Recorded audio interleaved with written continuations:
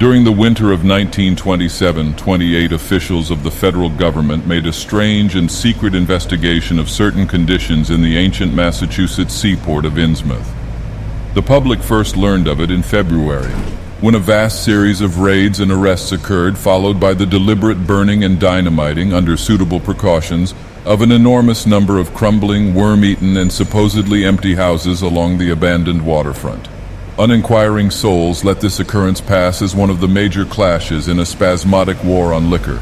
Keener news followers, however, wondered at the prodigious number of arrests, the abnormally large force of men used in making them, and the secrecy surrounding the disposal of the prisoners. No trials or even definite charges were reported, nor were any of the captives seen thereafter in the regular jails of the nation.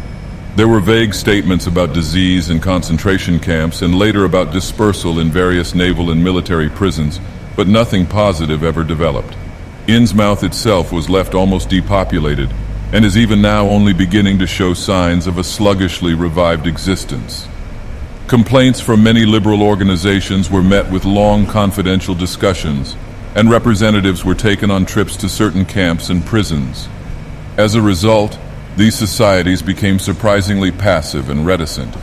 Newspapermen were harder to manage but seemed largely to cooperate with the government in the end. Only one paper, a tabloid always discounted because of its wild policy, mentioned the deep-diving submarine that discharged torpedoes downward in the marine abyss just beyond Devil Reef. That item, gathered by chance in a haunt of sailors, seemed indeed rather far-fetched, since the low black reef lies a full mile and a half out from Innsmouth Harbor. People around the country and in the nearby towns muttered a great deal among themselves, but said very little to the outer world. They had talked about dying and half-deserted Innsmouth for nearly a century, and nothing new could be wilder or more hideous than what they had whispered and hinted years before. Many things had taught them secretiveness, and there was now no need to exert pressure on them. Besides, they really knew very little, for wide salt marshes, desolate and unpeopled, keep neighbors off from Innsmouth on the landward side. But at last I am going to defy the ban on speech about this thing. Results, I am certain, are so thorough that no public harm save a shock of repulsion could ever accrue from a hinting of what was found by those horrified raiders at Innsmouth. Besides, what was found might possibly have more than one explanation. I do not know just how much of the whole tale has been told even to me, and I have many reasons for not wishing to probe deeper. For my contact with this affair has been closer than that of any other layman, and I have carried away impressions which are yet to drive me to drastic measures. It was I who fled frantically out of Innsmouth in the early morning hours of July 16, 1927, and whose frightened appeals for government inquiry and action brought on the whole reported episode. I was willing enough to stay mute while the affair was fresh and uncertain, but now that it is an old story, with public interest and curiosity gone, I have an odd craving to whisper about those few frightful hours in that ill-rumored and evilly shadowed seaport of death and blasphemous abnormality. The mere telling helps me to restore confidence in my own faculties, to reassure myself that I was not simply the first to succumb to a contagious nightmare hallucination. It helps me, too, in making up my mind regarding a certain terrible step which lies ahead of me. I never heard of Innsmouth till the day before I saw it for the first and so far last time. I was celebrating my coming of age by a tour of New England, sightseeing, antiquarian and genealogical, and had planned to go directly from ancient Newburyport to Arkham, whence my mother's family was derived. I had no car, but was traveling by train, trolley and motor coach, always seeking the cheapest possible route. In Newburyport, they told me that the steam train was the thing to take to Arkham, and it was only at the station ticket office when I demurred at the high fare that I learned about Innsmouth. The stout, shrewd-faced agent, whose speech showed him to be no local man, seemed sympathetic toward my efforts at economy and made a suggestion that none of my other informants had offered. "You could take that old bus, I suppose," he said with a certain hesitation, "but it ain't thought much of hereabouts. It goes through Innsmouth, you may have heard about that, and so the people don't like it. Run by an Innsmouth fellow, Joe Sargent, but never gets any custom from here, or Arkham either, I guess. Wonder it keeps running at all. I suppose it's cheap enough, but I never see more'n 2 or 3 people in it. Nobody but those Innsmouth folks. Leaves the square, front of Hammond's drugstore, at 10 a.m. and 7 p.m. unless they've changed lately. Looks like a terrible rattletrap. I've never been on it. That was the first I ever heard of shadowed Innsmouth. Any reference to a town not shown on common maps or listed in recent guidebooks would have interested me, and the agent's odd manner of allusion roused something like real curiosity. A town able to inspire such dislike in its neighbors, I thought, must be at least rather unusual and worthy of a tourist's attention. If it came before Arkham, I would stop off there, and so I asked the agent to tell me something about it. He was very deliberate and spoke with an air of feeling slightly superior to what he said. Innsmouth? Well, it's a queer kind of a town down at the mouth of the Manuxe. Used to be almost a city. Quite a port before the War of 1812, but all gone to pieces in the last 100 years or so. No railroad now, B&M never went through, and the branch line from Rowley was given up years ago. More empty houses than there are people, I guess, and no business to speak of except fishing and lobstering. Everybody trades mostly here or in Arkham or Ipswich. Once they had quite a few mills, but nothing's left now except one gold refinery running on the leanest kind of part-time. That refinery, though, used to be a big thing, and Old Man Marsh, who owns it, must be richer in Croesus. Queer old duck, though, and sticks mighty close in his home. He's supposed to have developed some skin disease or deformity late in life that makes him keep out of sight. Grandson of Captain Obed Marsh, who founded the business. His mother seems to have been some kind of foreigner. They say a South Sea Islander, so everybody raised Cain when he married an Ipswich girl 50 years ago. They always do that about Innsmouth people, and folks here and hereabouts always try to cover up any Innsmouth blood they have in them. But Marsh's children and grandchildren look just like anyone else so far as I can see. I've had them pointed out to me here, though come to think of it, the elder children don't seem to be around lately. Never saw the old man. And why is everybody so down on Innsmouth? Well, young fellow, you mustn't take too much stock in what people around here say. They're hard to get started, but once they do get started, they never let up. They've been telling things about Innsmouth, whispering them mostly, for the last 100 years, I guess. And I gather they're more scared than anything else. Some of the stories would make you laugh. About old Captain Marsh driving bargains with the devil and bringing imps out of hell to live in Innsmouth. Or about some kind of devil worship and awful sacrifices in some place near the wharves that people stumbled on around 1845 or thereabouts. But I come from Panton, Vermont, and that kind of story don't go down with me. You ought to hear, though, what some of the old-timers tell about the Black Reef off the coast. Devil Reef, they call it. It's well above water a good part of the time, and never much below it, but at that you could hardly call it an island. The story is that there's a whole legion of devils seen sometimes on that reef, sprawled about or darting in and out of some kind of caves near the top. It's a rugged, uneven thing, a good bit over a mile out, and toward the end of shipping days, sailors used to make big detours just to avoid it. That is, sailors that didn't hail from Innsmouth. One of the things they had against old Captain Marsh was that he was supposed to land on it sometimes at night when the tide was right. Maybe he did, for I dare say the rock formation was interesting, and it's just barely possible he was looking for pirate loot and maybe finding it. But there was talk of his dealing with demons there. Fact is, I guess on the whole it was really the captain that gave the bad reputation to the reef. That was before the big epidemic of 1846, when over half the folks in Innsmouth was carried off. They never did quite figure out what the trouble was, but it was probably some foreign kind of disease brought from China or somewhere by the shipping. It surely was bad enough. There was riots over it and all sorts of ghastly doings that I don't believe ever got outside of town, and it left the place in awful shape. Never came back. There can't be more than 300 or 400 people living there now. But the real thing behind the way folks feel is simply race prejudice, and I don't say I'm blaming those that hold it. I hate those Innsmouth folks myself, and I wouldn't care to go to their town. I suppose you know, though I can see you're a Westerner by your talk, what a lot our New England ships used to have to do with queer ports in Africa, Asia, the South Seas, and everywhere else, and what queer kinds of people they sometimes brought back with them. You've probably heard about the Salem man that came home with a Chinese wife, and maybe you know there's still a bunch of Fiji Islanders somewhere around Cape Cod. Well, there must be something like that back of the Innsmouth people. The place always was badly cut off from the rest of the country by marshes and creeks, and we can't be sure about the ins and outs of the matter. But it's pretty clear that old Captain Marsh must have brought home some odd specimens when he had all three of his ships in commission back in the 20s and 30s. There certainly is a strange kind of streak in the Innsmouth folks today. I don't know how to explain it, but it sort of makes you crawl. You'll notice a little in Sergeant if you take his bus. Some of them have queer, narrow heads with flat noses and bulgy, starey eyes that never seem to shut, and their skin ain't quite right. Rough and scabby, and the sides of their necks are all shriveled or creased up. Get bald, too, very young.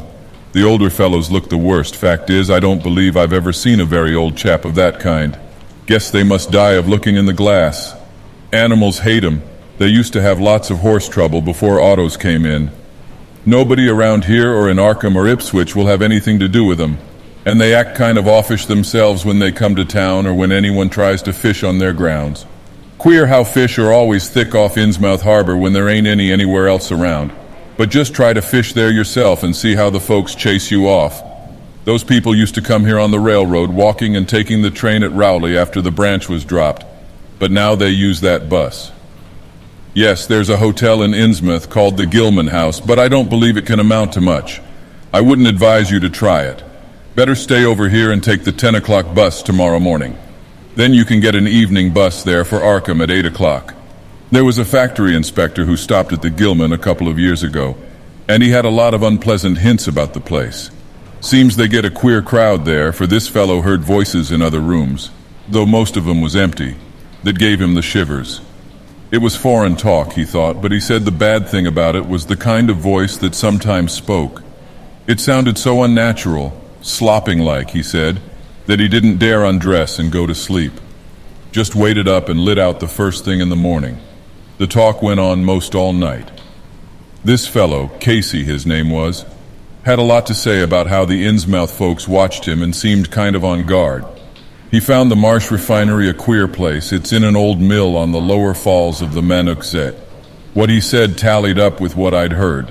Books in bad shape and no clear account of any kind of dealings. You know, it's always been a kind of mystery where the Marshes get the gold they refine. They've never seemed to do much buying in that line, but years ago they shipped out an enormous lot of ingots. Used to be talk of a queer, foreign kind of jewelry that the sailors and refinery men sometimes sold on the sly, or that was seen once or twice on some of the Marsh women folks. People allowed maybe old Captain Obed traded for it in some heathen port, especially since he was always ordering stacks of glass beads and trinkets such as seafaring men used to get for native trade. Others thought and still think he'd found an old pirate cache out on Devil Reef. But here's a funny thing. The old captain's been dead these 60 years, and there ain't been a good-sized ship out of the place since the Civil War. But just the same, the Marshes still keep on buying a few of those native trade things. Mostly glass and rubber gewgaws, they tell me. Maybe the Innsmouth folks like 'em to look at themselves. God knows they've gotten to be about as bad as South Sea cannibals and Guinea savages. That plague of 46 must have taken off the best blood in the place. Anyway, they're a doubtful lot now, and the Marshes and the other rich folks are as bad as any. As I told you, there probably ain't more than 400 people in the whole town in spite of all the streets they say there are. I guess they're what they call white trash down south. Lawless and sly and full of secret doings. They get a lot of fish and lobsters and do exporting by truck. Queer how the fish swarm right there and nowhere else. Nobody can ever keep track of these people, and state school officials and census men have a devil of a time. You can bet that prying strangers ain't welcome around Innsmouth. I've heard personally of more than one business or government man that's disappeared there, and there's loose talk of one who went crazy and is out at Danvers now. They must have fixed up some awful scare for that fellow. That's why I wouldn't go at night if I was you. I've never been there and have no wish to go, but I guess a daytime trip couldn't hurt you, even though the people hereabouts will advise you not to make it.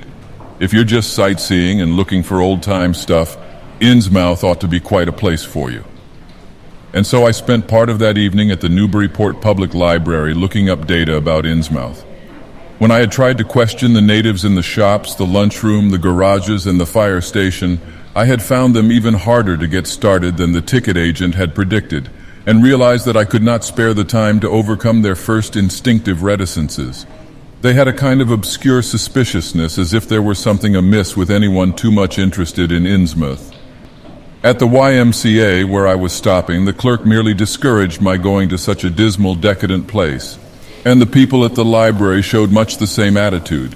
Clearly, in the eyes of the educated, Innsmouth was merely an exaggerated case of civic degeneration. The Essex County histories on the library shelves had very little to say, except that the town was founded in 1643, noted for shipbuilding before the Revolution, a seat of great marine prosperity in the early 19th century, and later a minor factory center using the Menuchse as power. The epidemic and riots of 1846 were very sparsely treated, as if they formed a discredit to the county. References to decline were few, though the significance of the later record was unmistakable. After the Civil War, all industrial life was confined to the Marsh Refining Company, and the marketing of gold ingots formed the only remaining bit of major commerce aside from the eternal fishing. That fishing paid less and less as the price of the commodity fell and large-scale corporations offered competition, but there was never a dearth of fish around Innsmouth harbor. Foreigners seldom settled there, and there was some discreetly veiled evidence that a number of Poles and Portuguese who had tried it had been scattered in a peculiarly drastic fashion. Most interesting of all was a glancing reference to the strange jewelry vaguely associated with Innsmouth. It had evidently impressed the whole countryside more than a little, for mention was made of specimens in the Museum of Miskatonic University at Arkham and in the display room of the Newburyport Historical Society. The fragmentary descriptions of these things were bald and prosaic, but they hinted to me an undercurrent of persistent strangeness. Something about them seemed so odd and provocative that I could not put them out of my mind, and despite the relative lateness of the hour, I resolved to see the local sample, said to be a large, queerly proportioned thing evidently meant for a tiara, if it could possibly be arranged. The librarian gave me a note of introduction to the curator of the society, a Miss Anna Tilton who lived nearby, and after a brief explanation, that ancient gentlewoman was kind enough to pilot me into the closed building, since the hour was not outrageously late. The collection was a notable one indeed, but in my present mood I had eyes for nothing but the bizarre object which glistened in a corner cupboard under the electric lights. It took no excessive sensitiveness to beauty to make me literally gasp at the strange, unearthly splendor of the alien, opulent fantasy that rested there on a purple velvet cushion. Even now I can hardly describe what I saw, though it was clearly enough a sort of tiara, as the description had said. It was tall in front and with a very large and curiously irregular periphery, as if designed for a head of almost freakishly elliptical outline. The material seemed to be predominantly gold, though a weird lighter lustrousness hinted at some strange alloy with an equally beautiful and scarcely identifiable metal. Its condition was almost perfect, and one could have spent hours in studying the striking and puzzlingly untraditional designs, some simply geometrical and some plainly marine, chased or molded in high relief on its surface with a craftsmanship of incredible skill and grace. The longer I looked, the more the thing fascinated me, and in this fascination there was a curiously disturbing element hardly to be classified or accounted for. At first I decided that it was the queer, otherworldly quality of the art which made me uneasy. All other art objects I had ever seen either belonged to some known racial or national stream, or else were consciously modernistic defiances of every recognized stream. This tiara was neither. It clearly belonged to some settled technique of infinite maturity and perfection.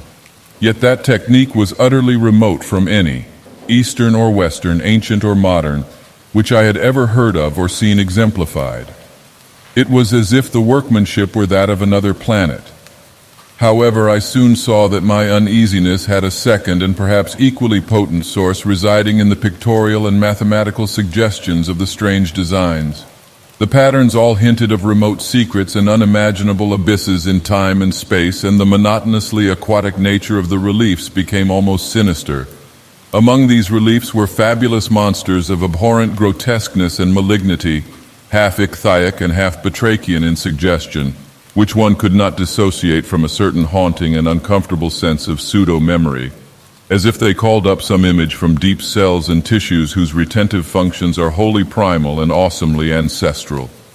At times I fancied that every contour of these blasphemous fish frogs was overflowing with the ultimate quintessence of unknown and inhuman evil. In odd contrast to the tiara's aspect was its brief and prosy history as related by Miss Tilton.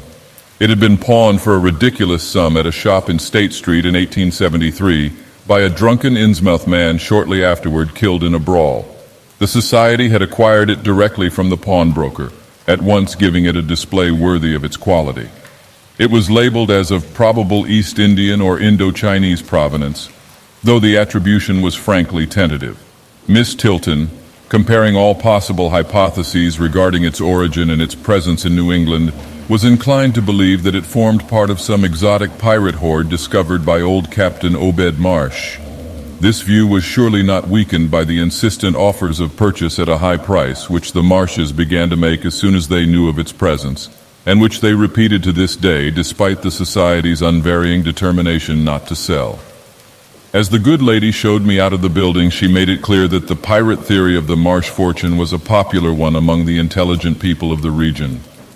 Her own attitude toward shadowed Innsmouth, which she had never seen, was one of disgust at a community slipping far down the cultural scale, and she assured me that the rumors of devil worship were partly justified by a peculiar secret cult which had gained force there and engulfed all the Orthodox churches. It was called, she said, the Esoteric Order of Dagon, and was undoubtedly a debased, quasi-pagan thing imported from the East a century before, at a time when the Innsmouth fisheries seemed to be going barren. Its persistence among a simple people was quite natural in view of the sudden and permanent return of abundantly fine fishing, and it soon came to be the greatest influence on the town, replacing Freemasonry altogether and taking up headquarters in the old Masonic Hall on New Church Green. All this, to the pious Miss Tilton, formed an excellent reason for shunning the ancient town of decay and desolation, but to me it was merely a fresh incentive. To my architectural and historical anticipations was now added an acute anthropological zeal, and I could scarcely sleep in my small room at the Y as the night wore away. Shortly before 10 the next morning, I stood with one small valise in front of Hammond's drugstore in Old Market Square waiting for the Innsmouth bus. As the hour for its arrival drew near, I noticed a general drift of the loungers to other places up the street or to the ideal lunch across the square. Evidently, the ticket agent had not exaggerated the dislike which local people bore toward Innsmouth and its denizens. In a few moments, a small motor coach of extreme decrepitude and dirty gray color rattled down State Street, made a turn, and drew up at the curb beside me. I felt immediately that it was the right one. A guess which the half-illegible sign on the windshield, Arkham Innsmouth Newburyport, soon verified. There were only 3 passengers, dark, unkempt men of sullen visage and somewhat youthful cast, and when the vehicle stopped, they clumsily shambled out and began walking up State Street in a silent, almost furtive fashion. The driver also alighted, and I watched him as he went into the drugstore to make some purchase. This, I reflected, must be the Joe Sargent mentioned by the ticket agent. And even before I noticed any details, there spread over me a wave of spontaneous aversion which could be neither checked nor explained. It suddenly struck me as very natural that the local people should not wish to ride on a bus owned and driven by this man, or to visit any oftener than possible the habitat of such a man and his kinsfolk. When the driver came out of the store, I looked at him more carefully and tried to determine the source of my evil impression. He was a thin, stoop-shouldered man, not much under 6 feet tall, dressed in shabby blue civilian clothes and wearing a frayed gray golf cap. His age was perhaps 35, but the odd, deep creases in the sides of his neck made him seem older when one did not study his dull, expressionless face. He had a narrow head, bulging, watery blue eyes that seemed never to wink, a flat nose, a receding forehead and chin, and singularly undeveloped ears. His long, thick lip and coarse-pored, grayish cheeks seemed almost beardless except for some sparse yellow hairs that straggled and curled in irregular patches, and in places the surface seemed queerly irregular, as if peeling from some cutaneous disease. His hands were large and heavily veined and had a very unusual grayish-blue tinge. The fingers were strikingly short in proportion to the rest of the structure, and seemed to have a tendency to curl closely into the huge palm. As he walked toward the bus, I observed his peculiarly shambling gait and saw that his feet were inordinately immense. The more I studied them, the more I wondered how he could buy any shoes to fit them. A certain greasiness about the fellow increased my dislike. He was evidently given to working or lounging around the fish docks and carried with him much of their characteristic smell. Just what foreign blood was in him I could not even guess. His oddities certainly did not look Asiatic, Polynesian, Levantine, or Negroid, yet I could see why the people found him alien. I myself would have thought of biological degeneration rather than alienage. I was sorry when I saw that there would be no other passengers on the bus. Somehow I did not like the idea of riding alone with this driver, but as leaving time obviously approached, I conquered my qualms and followed the man aboard, extending him a dollar bill and murmuring the single word Innsmouth. He looked curiously at me for a second as he returned 40 cents change without speaking. I took a seat far behind him, but on the same side of the bus, since I wished to watch the shore during the journey. At length, the decrepit vehicle started with a jerk and rattled noisily past the old brick buildings of State Street amidst a cloud of vapor from the exhaust. Glancing at the people on the sidewalks, I thought I detected in them a curious wish to avoid looking at the bus, or at least a wish to avoid seeming to look at it. Then we turned to the left into High Street, where the going was smoother. Flying by stately old mansions of the early Republic and still older colonial farmhouses passing the Lower Green and Parker River, and finally emerging into a long, monotonous stretch of open shore country. The day was warm and sunny, but the landscape of sand, sedge-grass, and stunted shrubbery became more and more desolate as we proceeded. Out the window I could see the blue water and the sandy line of Plum Island, and we presently drew very near the beach as our narrow road veered off from the main highway to Rowley and Ipswich. There were no visible houses, and I could tell by the state of the road that traffic was very light hereabouts. The small, weather-worn telephone poles carried only 2 wires. Now and then we crossed crude wooden bridges over tidal creeks that wound far inland and promoted the general isolation of the region. Once in a while I noticed dead stumps and crumbling foundation walls above the drifting sand, and recalled the old tradition quoted in one of the histories I had read, that this was once a fertile and thickly settled countryside. The change, it was said, came simultaneously with the Innsmouth epidemic of 1846, and was thought by simple folk to have a dark connection with hidden forces of evil. Actually, it was caused by the unwise cutting of woodlands near the shore, which robbed the soil of its best protection and opened the way for waves of wind-blown sand. At last we lost sight of Plum Island and saw the vast expanse of the open Atlantic on our left. Our narrow course began to climb steeply, and I felt a singular sense of disquiet in looking at the lonely crest ahead where the rutted roadway met the sky. It was as if the bus were about to keep on in its ascent, leaving the sane earth altogether and merging with the unknown arcana of upper air and cryptical sky. The smell of the sea took on ominous implications, and the silent driver's bent, rigid back and narrow head became more and more hateful. As I looked at him, I saw that the back of his head was almost as hairless as his face, having only a few straggling yellow strands upon a gray scabrous surface. Then we reached the crest and beheld the outspread valley beyond, where the Manuxé joins the sea just north of the long line of cliffs that culminate in Kingsport Head and veer off toward Cape Ann. On the far, misty horizon, I could just make out the dizzy profile of the head, topped by the queer, ancient house of which so many legends are told. But for the moment, all my attention was captured by the nearer panorama just below me. I realized, come face to face with rumor-shadowed Innsmouth. It was a town of wide extent and dense construction, yet one with a portentous dearth of visible life. From the tangle of chimney pots, scarcely a wisp of smoke came, and the 3 tall steeples loomed stark and unpainted against the seaward horizon. One of them was crumbling down at the top, and in that and another there were only black gaping holes where clock dials should have been. The vast huddle of sagging gambrel roofs and peaked gables conveyed with offensive clearness the idea of wormy decay.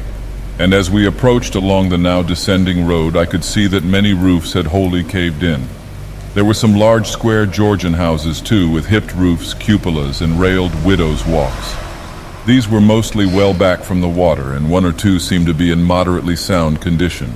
Stretching inland from among them, I saw the rusted, grass-grown line of the abandoned railway, with leaning telegraph poles now devoid of wires, and the half-obscured lines of the old carriage roads to Rowley and Ipswich. The decay was worse close to the waterfront. though in its very midst I could spy the white belfry of a fairly well-preserved brick structure which looked like a small factory.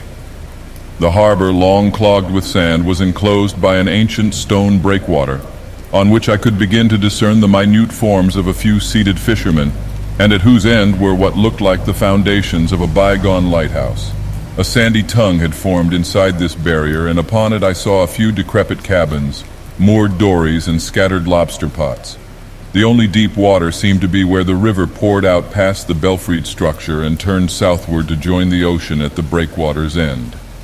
Here and there the ruins of wharves jutted out from the shore to end in indeterminate rottenness, those farthest south seeming the most decayed.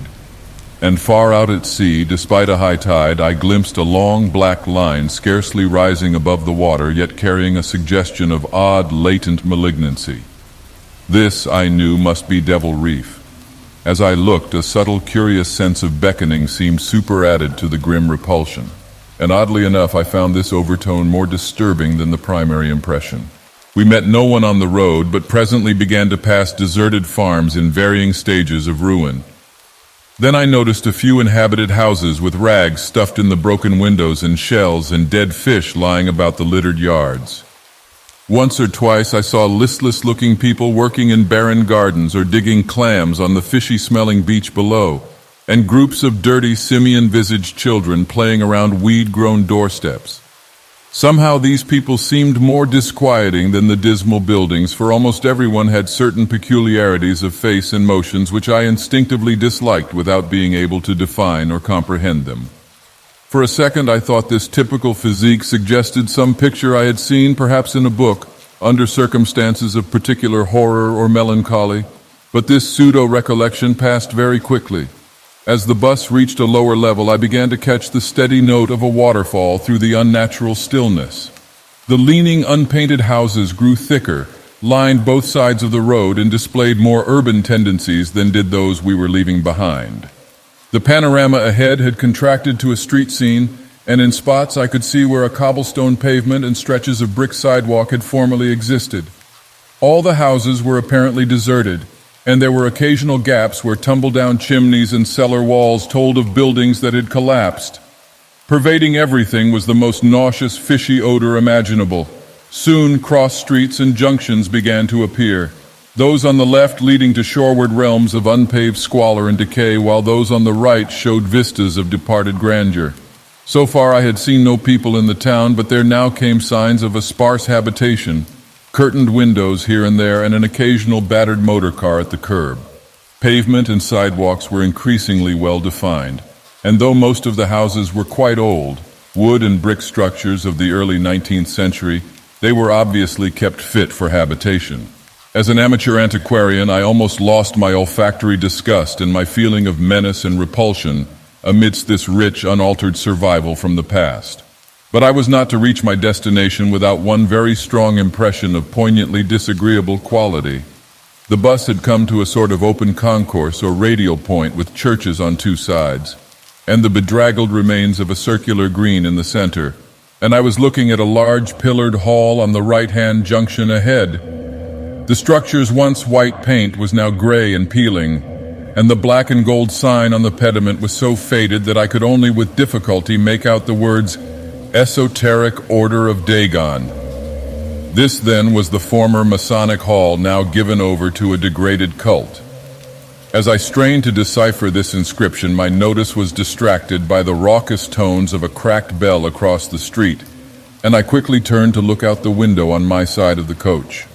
The sound came from a squat towered stone church of manifestly later date than most of the houses, built in a clumsy Gothic fashion and having a disproportionately high basement with shuttered windows. Though the hands of its clock were missing on the side I glimpsed, I knew that those hoarse strokes were telling the hour of 11. Then suddenly all thoughts of time were blotted out by an onrushing image of sharp intensity and unaccountable horror which had seized me before I knew what it really was. The door of the church basement was open, revealing a rectangle of blackness inside, and as I looked, a certain object crossed or seemed to cross that dark rectangle, burning into my brain a momentary conception of nightmare which was all the more maddening because analysis could not show a single nightmarish quality in it. It was a living object, The first except the driver that I had seen since entering the compact part of the town, and had I been in a steadier mood I would have found nothing whatever of terror in it. Clearly, as I realized a moment later, it was the pastor, clad in some peculiar vestments doubtless introduced since the Order of Dagon had modified the ritual of the local churches. The thing which had probably caught my first subconscious glance and supplied the touch of bizarre horror was the tall tiara he wore, an almost exact duplicate of the one Miss Tilton had shown me the previous evening. This, acting on my imagination, had supplied namelessly sinister qualities to the indeterminate face and robed shambling form beneath it. There was not, I soon decided, any reason why I should have felt that shuddering touch of evil pseudo-memory. Was it not natural that a local mystery cult should adopt among its regimentals an unique type of headdress made familiar to the community in some strange way, perhaps as treasure trove? A very thin sprinkling of repellent-looking youngish people now became visible on the sidewalks, lone individuals and silent knots of 2 or 3. The lower floors of the crumbling houses sometimes harbored small shops with dingy signs, and I noticed a parked truck or two as we rattled along. The sound of waterfalls became more and more distinct, and presently I saw a fairly deep river gorge ahead spanned by a wide iron-railed highway bridge beyond which a large square opened out. As we clanked over the bridge, I looked out on both sides and observed some factory buildings on the edge of the grassy bluff or partway down. The water far below was very abundant, and I could see 2 vigorous sets of falls upstream on my right and at least 1 downstream on my left. From this point, the noise was quite deafening. Then we rolled into the large semicircular square across the river and drew up on the right-hand side in front of a tall, cupola-crowned building with remnants of yellow paint and with a half-effaced sign proclaiming it to be the Gilman House. I was glad to get out of that bus and at once proceeded to check my valise in the shabby hotel lobby. There was only one person in sight, an elderly man without what I'd come to call the Innsmouth look, and I decided not to ask him any of the questions which bothered me, remembering that odd things had been noticed in this hotel. Instead, I strolled out on the square from which the bus had already gone and studied the scene minutely and appraisingly. One side of the cobblestoned open space was the straight line of the river. The other was a semicircle of slant-roofed brick buildings of about the 1800 period, from which several streets radiated away to the southeast, south, and southwest. Lamps were depressingly few and small, all low-powered incandescents, and I was glad that my plans called for departure before dark, even though I knew the moon would be bright. The buildings were all in fair condition and included perhaps a dozen shops in current operation, of which one was a grocery of the First National chain, others a dismal restaurant, a drugstore, and a wholesale fish dealer's office, and still another at the eastern extremity of the square near the river, an office of the town's only industry, the Marsh Refining Company. There were perhaps 10 people visible, and 4 or 5 automobiles and motor trucks stood scattered about. I did not need to be told that this was the civic center of Innsmouth. Eastward I could catch blue glimpses of the harbor, against which rose the decaying remains of 3 once beautiful Georgian steeples. And toward the shore on the opposite bank of the river I saw the white belfry surmounting what I took to be the Marsh Refinery. For some reason or other, I chose to make my first inquiries at the chain grocery, whose personnel was not likely to be native to Innsmouth. I found a solitary boy of about 17 in charge, and was pleased to note the brightness and affability which promised cheerful information. He seemed exceptionally eager to talk, and I soon gathered that he did not like the place, its fishy smell, or its furtive people. A word with any outsider was a relief to him. He hailed from Arkham, boarded with a family who came from Ipswich, and went back home whenever he got a moment off.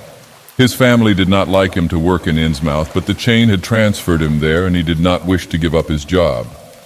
There was, he said, no public library or chamber of commerce in Innsmouth, but I could probably find my way about. The street I had come down was Federal. West of that were the fine old residence streets, Broad, Washington, Lafayette, and Adams, and east of it were the shoreward slums. It was in these slums, along Main Street, that I would find the old Georgian churches, but they were all long abandoned. It would be well not to make oneself too conspicuous in such neighborhoods, especially north of the river, since the people were sullen and hostile. Some strangers had even disappeared. Certain spots were almost forbidden territory, as he had learned at considerable cost. One must not, for example, linger much around the Marsh refinery, or around any of the still-used churches, or around the pillared order of Dagon Hall at New Church Green. Those churches were very odd, all violently disavowed by their respective denominations elsewhere, and apparently using the queerest kind of ceremonials and clerical vestments. Their creeds were heterodox and mysterious, involving hints of certain marvelous transformations leading to bodily immortality, of a sort, on this earth. The youth's own pastor, Dr. Wallace of Asbury M.E. Church in Arkham, had gravely urged him not to join any church in Innsmouth. As for the Innsmouth people, the youth hardly knew what to make of them.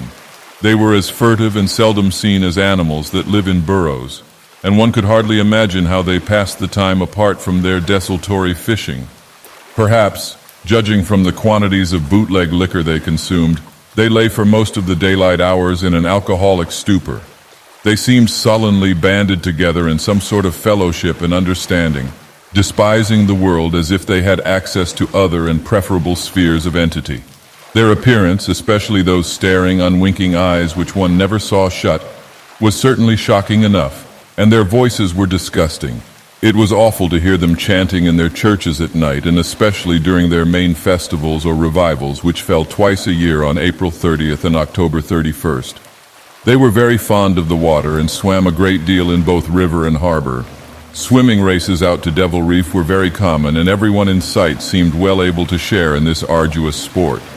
When one came to think of it, it was generally only rather young people who were seen about in public, and of these the oldest were apt to be the most tainted-looking. When exceptions did occur, they were mostly persons with no trace of aberrancy, like the old clerk at the hotel. One wondered what became of the bulk of the older folk, and whether the Innsmouth look were not a strange and insidious disease phenomenon which increased its hold as years advanced. Only a very rare affliction, of course, could bring about such vast and radical anatomical changes in a single individual after maturity, changes involving osseous factors as basic as the shape of the skull. But then, even this aspect was no more baffling and unheard of than the visible features of the malady as a whole. It would be hard, the youth implied, to form any real conclusions regarding such a matter, since one never came to know the natives personally, no matter how long one might live in Innsmouth. The youth was certain that many specimens, even worse than the worst visible ones, were kept locked indoors in some places. People sometimes heard the queerest kind of sounds. The tottering waterfront hovels north of the river were reputedly connected by hidden tunnels, being thus a veritable warren of unseen abnormalities. What kind of foreign blood, if any, these beings had, it was impossible to tell. They sometimes kept certain especially repulsive characters out of sight when government agents and others from the outside world came to town. It would be of no use, my informant said, to ask the natives anything about the place. The only one who would talk was a very aged but normal-looking man who lived at the poorhouse on the north rim of the town and spent his time walking about or lounging around the fire station. This hoary character, Zadok Allen, was 96 years old and somewhat touched in the head besides being the town drunkard. He was a strange, furtive creature who constantly looked over his shoulder as if afraid of something, and when sober could not be persuaded to talk at all with strangers. He was, however, unable to resist any offer of his favorite poison, and once drunk would furnish the most astonishing fragments of whispered reminiscence. After all, though, little useful data could be gained from him, since his stories were all insane, incomplete hints of impossible marvels and horrors which could have no source save in his own disordered fancy. Nobody ever believed him, but the natives did not like him to drink and talk with strangers, and it was not always safe to be seen questioning him. It was probably from him that some of the wildest popular whispers and delusions were derived. Several non-native residents had reported monstrous glimpses from time to time, but between old Zadok's tales and the malformed denizens, it was no wonder such illusions were current. None of the non-natives ever stayed out late at night, there being a widespread impression that it was not wise to do so. Besides, the streets were loathsomely dark. As for business, the abundance of fish was certainly almost uncanny, but the natives were taking less and less advantage of it. Moreover, prices were falling and competition was growing. Of course, the town's real business was the refinery, whose commercial office was on the square only a few doors east of where we stood. Old Man Marsh was never seen, but sometimes went to the works in a closed, curtained car. There were all sorts of rumors about how Marsh had come to look. He had once been a great dandy, and people said he still wore the frock-coated finery of the Edwardian age, curiously adapted to certain deformities. His sons had formerly conducted the office in the square, but latterly they had been keeping out of sight a good deal and leaving the brunt of affairs to the younger generation. The sons and their sisters had come to look very queer, especially the elder ones, and it was said that their health was failing. One of the Marsh daughters was a repellent, reptilian-looking woman who wore an excess of weird jewelry clearly of the same exotic tradition as that to which the strange tiara belonged. My informant had noticed it many times and had heard it spoken of as coming from some secret horde, either of pirates or of demons. The clergymen, or priests, or whatever they were called nowadays, also wore this kind of ornament as a headdress, but one seldom caught glimpses of them. Other specimens the youth had not seen, though many were rumored to exist around Innsmouth. The Marshes, together with the other three gently bred families of the town, the Waits, the Gilmans, and the Elliots, were all very retiring. They lived in immense houses along Washington Street, and several were reputed to harbor in concealment certain living kinsfolk whose personal aspect forbade public view, and whose deaths had been reported and recorded. Warning me that many of the street signs were down, the youth drew for my benefit a rough but ample and painstaking sketch map of the town's salient features. After a moment's study, I felt sure that it would be of great help and pocketed it with profuse thanks. Disliking the dinginess of the single restaurant I had seen, I bought a fair supply of cheese crackers and ginger wafers to serve as a lunch later on.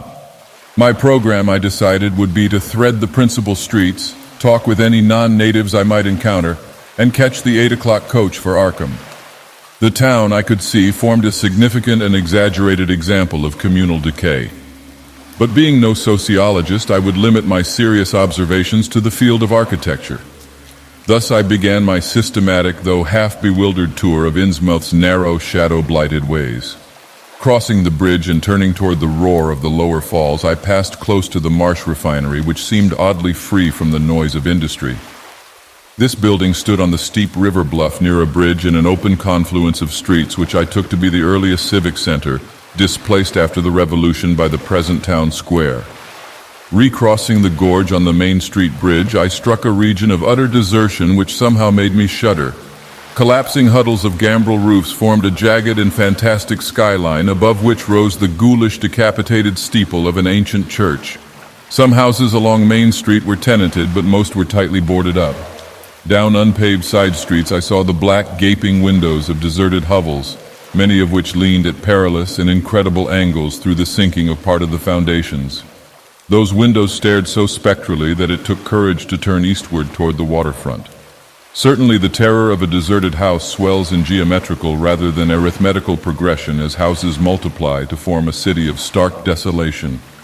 The sight of such endless avenues of fishy-eyed vacancy and death, and the thought of such linked infinities of black brooding compartments given over to cobwebs and memories and the conqueror worm, start up vestigial fears and aversions that not even the stoutest philosophy can disperse.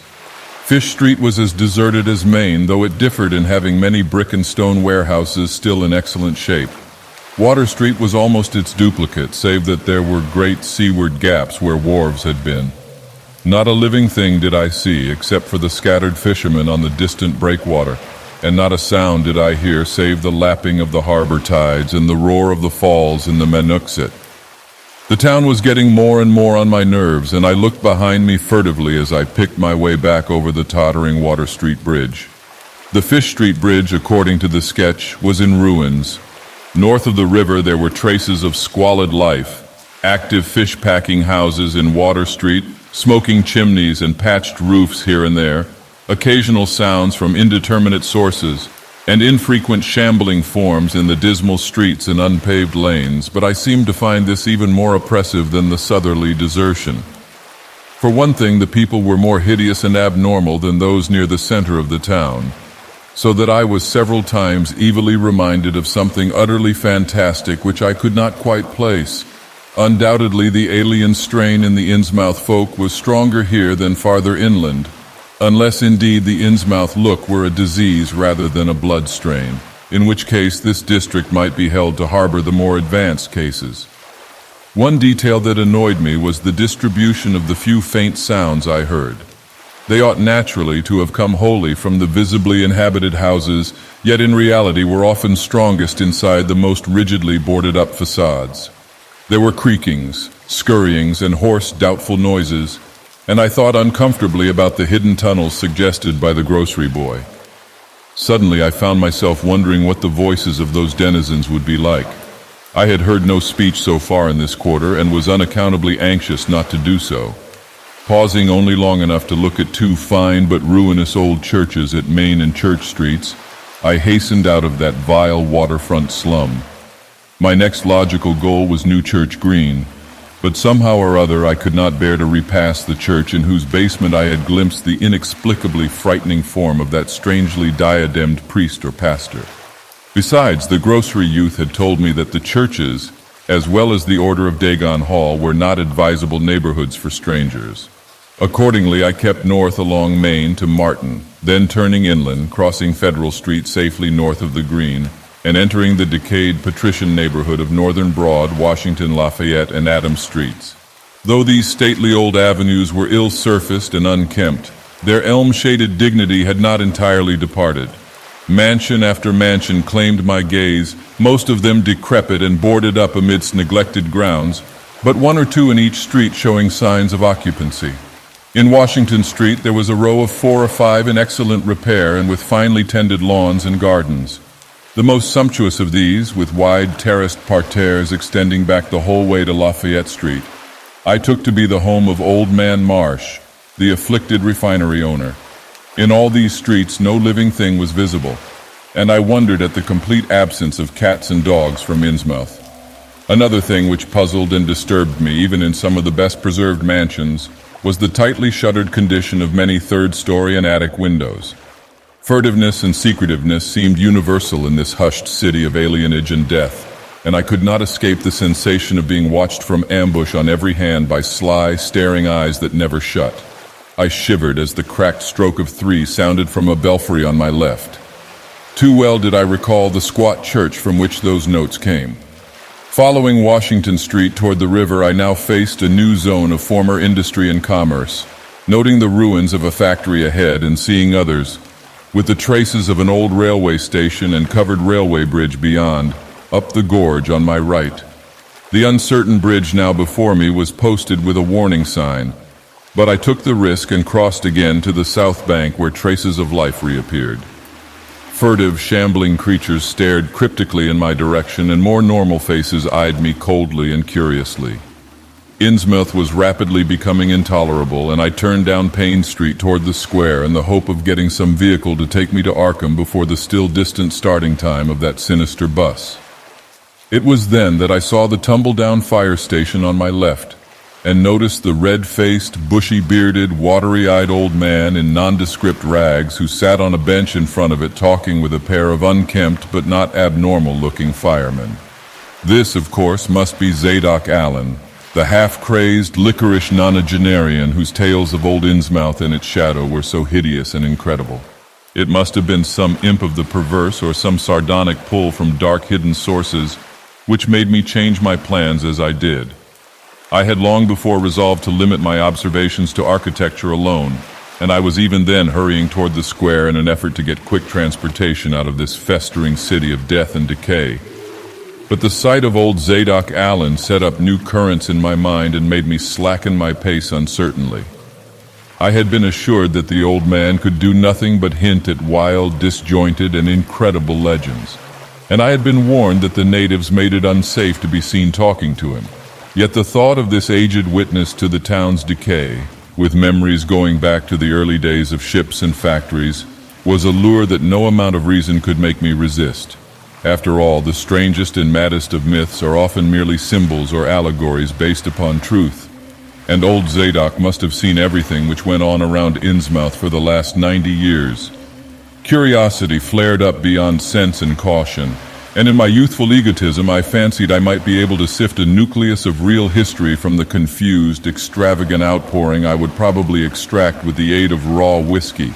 I knew that I could not accost him then and there, for the firemen would surely notice and object. Instead, I reflected, I would prepare by getting some bootleg liquor at a place where the grocery boy had told me it was plentiful. Then I would loaf near the fire station in apparent casualness and fall in with old Dagoth after he had started on one of his frequent rambles. The youth said that he was very restless, seldom sitting around the station for more than an hour or two at a time. A quart bottle of whiskey was easily, though not cheaply, obtained in the rear of a dingy variety store just off the square in Elliott Street. The dirty-looking fellow who waited on me had a touch of the staring Innsmouth look, but was quite civil in his way, being perhaps used to the custom of such convivial strangers, truckmen, gold buyers, and the like, as were occasionally in town. Re-entering the square, I saw that luck was with me, for, shuffling out of Payne Street around the corner of the Gilman house, I glimpsed nothing less than the tall, lean, tattered form of old Dagoth Allen himself. In accordance with my plan, I attracted his attention by brandishing my newly purchased bottle, and soon realized that he had begun to shuffle wistfully after me as I turned into Waite Street on my way to the most deserted region I could think of. I was steering my course by the map the grocery boy had prepared, and was aiming for the wholly abandoned stretch of southern waterfront which I had previously visited. The only people in sight there had been the fishermen on the distant breakwater, and by going a few squares south I could get beyond the range of these, finding a pair of seats on some abandoned wharf and being free to question old Dagoth unobserved for an indefinite time. Before I reached Main Street, I could hear a faint and wheezy, "Hey, mister," behind me, and I presently allowed the old man to catch up and take copious pulls from the quart bottle. I began putting out feelers as we walked along to Water Street and turned southward amidst the omnipresent desolation and crazily tilted ruins, but found that the aged tongue did not loosen as quickly as I had expected. At length I saw a grass-grown opening toward the sea between crumbling brick walls, with the weedy length of an earth and masonry wharf projecting beyond. Piles of moss-covered stones near the water promised tolerable seats, and the scene was sheltered from all possible view by a ruined warehouse on the north. Here, I thought, was the ideal place for a long, secret colloquy, so I guided my companion down the lane and picked out spots to sit in among the mossy stones. The air of death and desertion was ghoulish, and the smell of fish almost insufferable, but I was resolved to let nothing deter me. About 4 hours remained for conversation if I were to catch the 8 o'clock coach for Arkham, and I began to dole out more liquor to the ancient tippler, meanwhile eating my own frugal lunch. In my donations, I was careful not to overshoot the mark, for I did not wish Dagoth's vinous garrulousness to pass into a stupor. After an hour, his furtive taciturnity showed signs of disappearing, but much to my disappointment, he still sidetracked my questions about Innsmouth and its shadow-haunted past. He would babble of current topics, revealing a wide acquaintance with newspapers and a great tendency to philosophize in a sententious village fashion. Toward the end of the second hour, I feared my quart of whiskey would not be enough to produce results, and was wondering whether I had better leave old Dagoth and go back for more. Just then, however, chance made the opening which my questions had been unable to make, and the wheezing ancient's rambling took a turn that caused me to lean forward and listen alertly. My back was toward the fishy-smelling sea, but he was facing it, and something or other had caused his wandering gaze to light on the low, distant line of Devil Reef, then showing plainly and almost fascinatingly above the waves. The sight seemed to displease him, for he began a series of weak curses which ended in a confidential whisper and a knowing leer. He bent toward me, took hold of my coat lapel, and hissed out some hints that could not be mistaken.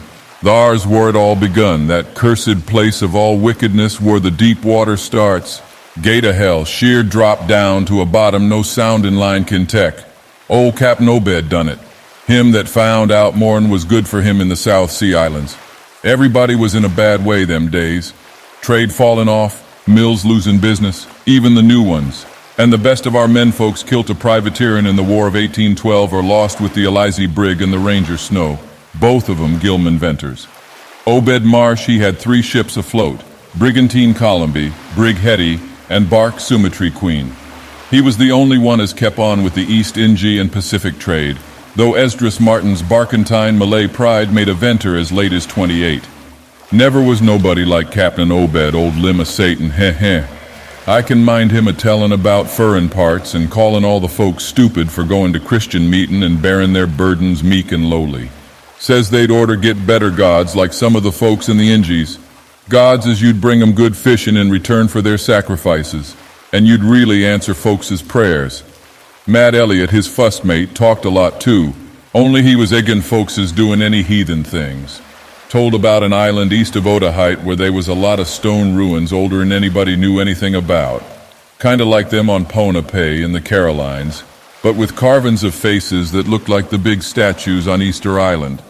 There was a little volcanic island near Thar too, where there was other ruins with different carvings. Ruins all wore away like they'd been under the sea onct, and with pictures of awful monsters all over 'em. Well, sir, Matty says the natives around there had all the fish they could catch, and sported bracelets and armlets and head rigs made out of a queer kind of gold and covered with pictures of monsters just like the ones carved over the ruins on the little island. Sorter fish-like frogs or frog-like fishes that was drawed in all kinds of positions like they was human beings.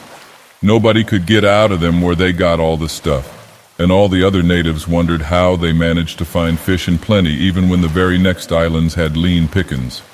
Matt, he got to wondering too, and so did Captain Obed. Obed, he notices besides that lots of the handsome young folks you drop out of sight for good from year to year, and that they want many old folks around. Also, he thinks some of the folks looks derned queer even for Kanakis. It took Obed to get the truth out of them heathen. I don't know how he done it, but he begun by trading for the gold-like things they wore.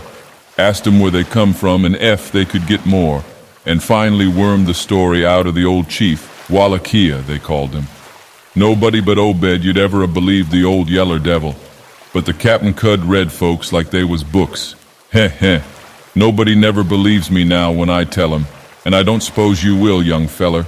Though come to look at you, you have kinda got them sharp-reading eyes like Obed had. The old man's whisper grew fainter, and I found myself shuddering at the terrible and sincere portentousness of his intonation, even though I knew his tale could be nothing but drunken fantasy.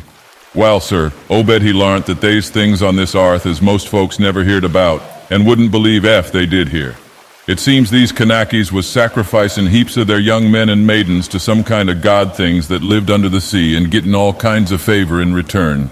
They met the things on the little islet with the queer ruins, and it seems them awful pictures of frogfish monsters was supposed to be pictures of these things. Maybe they was the kind of critters as got all the mermaid stories and sech started. They had all kinds of cities on the sea bottom, and this island was heaved up from thar. Seems they was some of the things alive in the stone buildings when the island come up sudden to the surface. That's how the Kanakis got wind they was down there. Made sign talk as soon as they got over being skeert, and pieced up a bargain afore long. Them things liked human sacrifices, had 'em ages afore, but lost track of the upper world arter a time. What they done to the victims it ain't for me to say, and I guess Obed wa'n't none too sharp about asking. But it was all right with the heathens because they'd been having a hard time and was desperate about everything. They give a sartain number of young folks to the sea things twict every year, May Eve and Halloween, regular as could be. Also give some of the carved knickknacks they made. What the things agreed to give in return was plenty of fish. They drove 'em in from all over the sea, and a few gold-like things now and then. Well, as I says, the natives met the things on the little volcanic islet, going there in canoes with the sacrifices, etc., and bringing back any of the gold-like jewels as was coming to 'em. At fust, the things didn't never go onto the main island, but arter a time they come to want to. Seems they hankered arter mixin' with the folks and having gent ceremonies on the big days, May Eve and Halloween. You see, they was able to live both in and out of water, what they call amphibians, I guess. The Kanakis told 'em as how folks from the other islands might want to wipe 'em out if they got wind of their being there, but they says they don't care much because they could wipe out the whole brood of humans if they was willing to bother. That is, any as didn't have sartain signs such as was used once by the lost old ones, whoever they was. But not wanting to bother, they'd lay low when anybody visited the island. When it come to mating with them toad-looking fishes, the Kanakis kinda balked. But finally they larnt something as put a new face on the matter. Seems that human folks has got a kind of relation to such water beasts, that everything alive come out of the water once, and only needs a little change to go back again.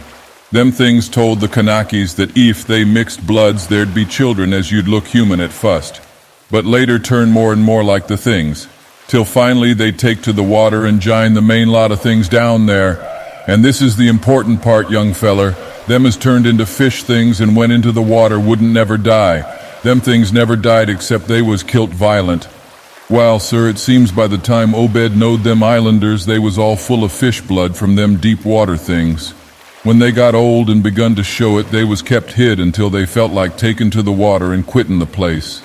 Some was more tech than others, and some never did change quite enough to take to the water.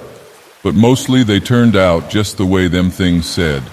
Them as was born more like the things changed arly, but them as was nearly human sometimes stayed on the island till they was past 70, though they'd usually go down under for trial trips afore that.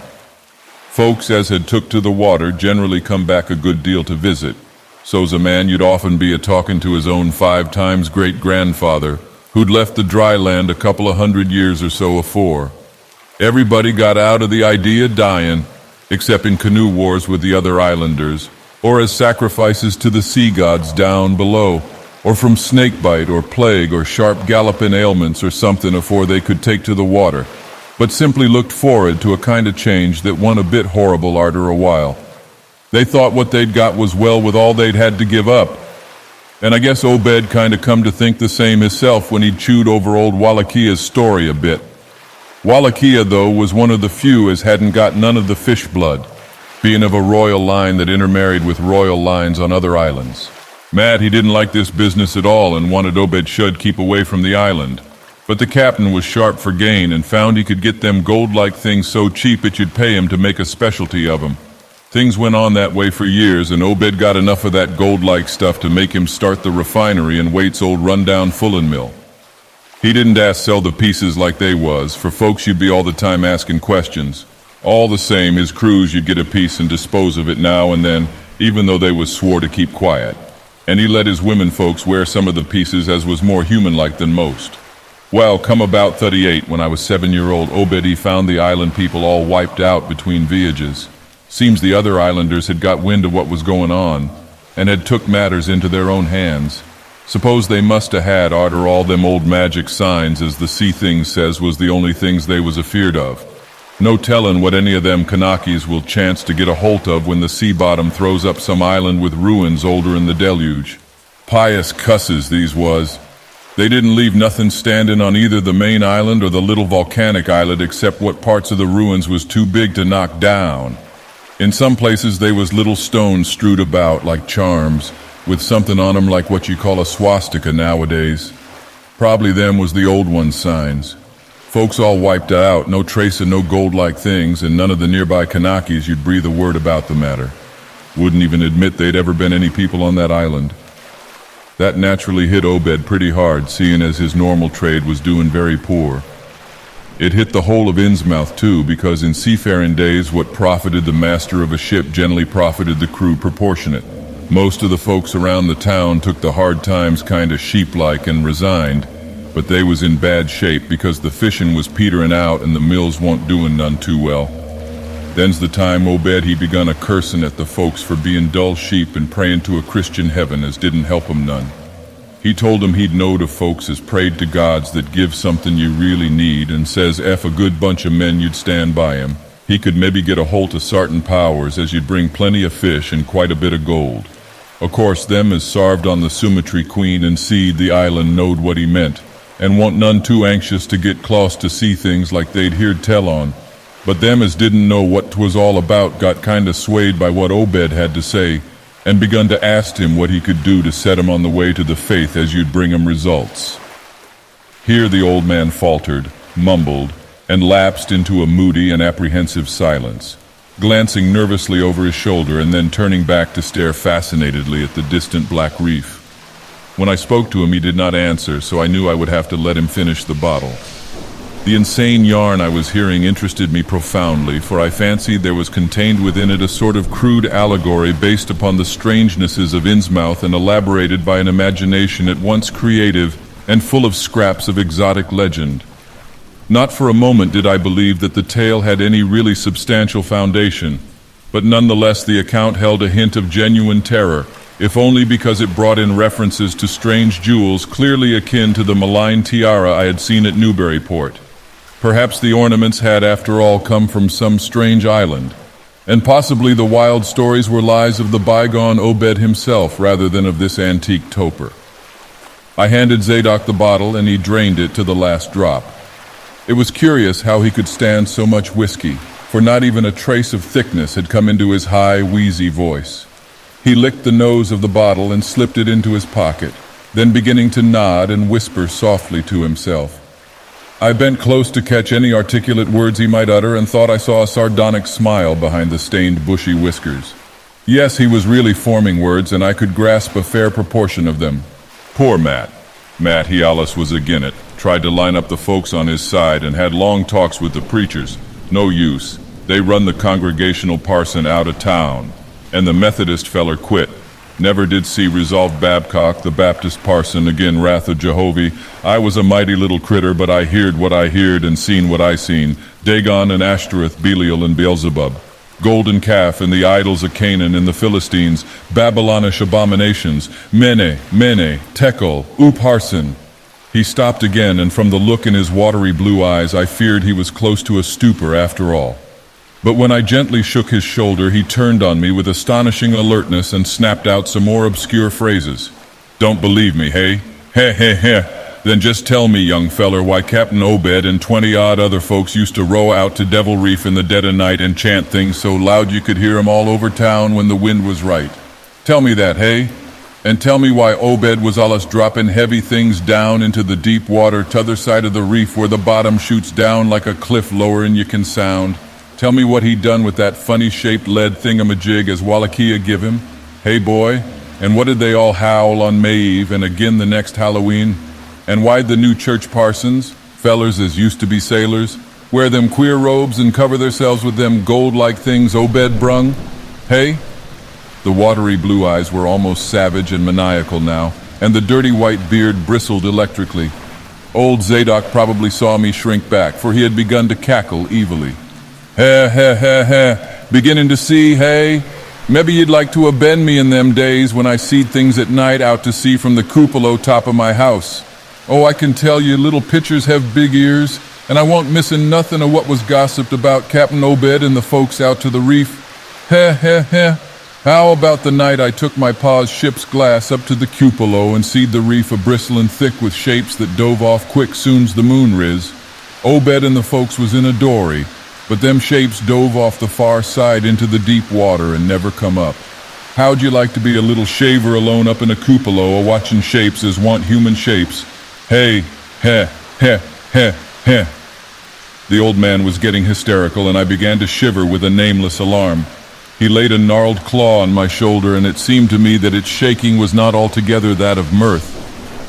Suppose one night ye seed something heavy heaved off an Obed's dory beyond the reef, and then larn next day a young feller was missin' from home. Hey? Did anybody ever see hide or hair of Hiram Gilman again, did they? And Nick Pierce and Luley Waite and Adoniram Southwick and Henry Garrison, hey? Heh. Shapes talking sign language with their hands. Them as had real hands. Well, sir, that was the time Obed begun to get on his feet again. Folks see his 3 darters a-wearing gold-like things as nobody'd never see on 'em afore, and smoke started coming out of the refinery chimbley. Other folks were prosperin' too. Fish begun to swarm into the harbor fit to kill, and heaven knows what size cargoes we begun to ship out to Newburyport, Arkham, and Boston. 'Twas then Obed got the old branch railroad put through. Some Kingsport fishermen heard about the catch and come up in sloops, but they was all lost. Nobody never see 'em again. And just then our folks organized the Esoteric Order of Dagon and bought Masonic Hall off in Calvary Commandery for it. Heh. Matt Elliott was a Mason and Agin the Sellin, but he dropped out of sight just then.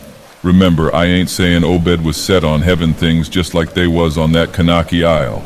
I don't think he aimed at fuss to do no mixin', nor raise no young'uns to take to the water and turn into fishes with eternal life. He wanted them gold things and was willin' to pay heavy, and I guess the others was satisfied for a while. Come in 46, the town done some looking and thinking for itself. Too many folks missing, too much wild preaching at meeting of a Sunday, too much talk about that reef. I guess I done a bit by telling Selectman Mowry what I see from the cupola.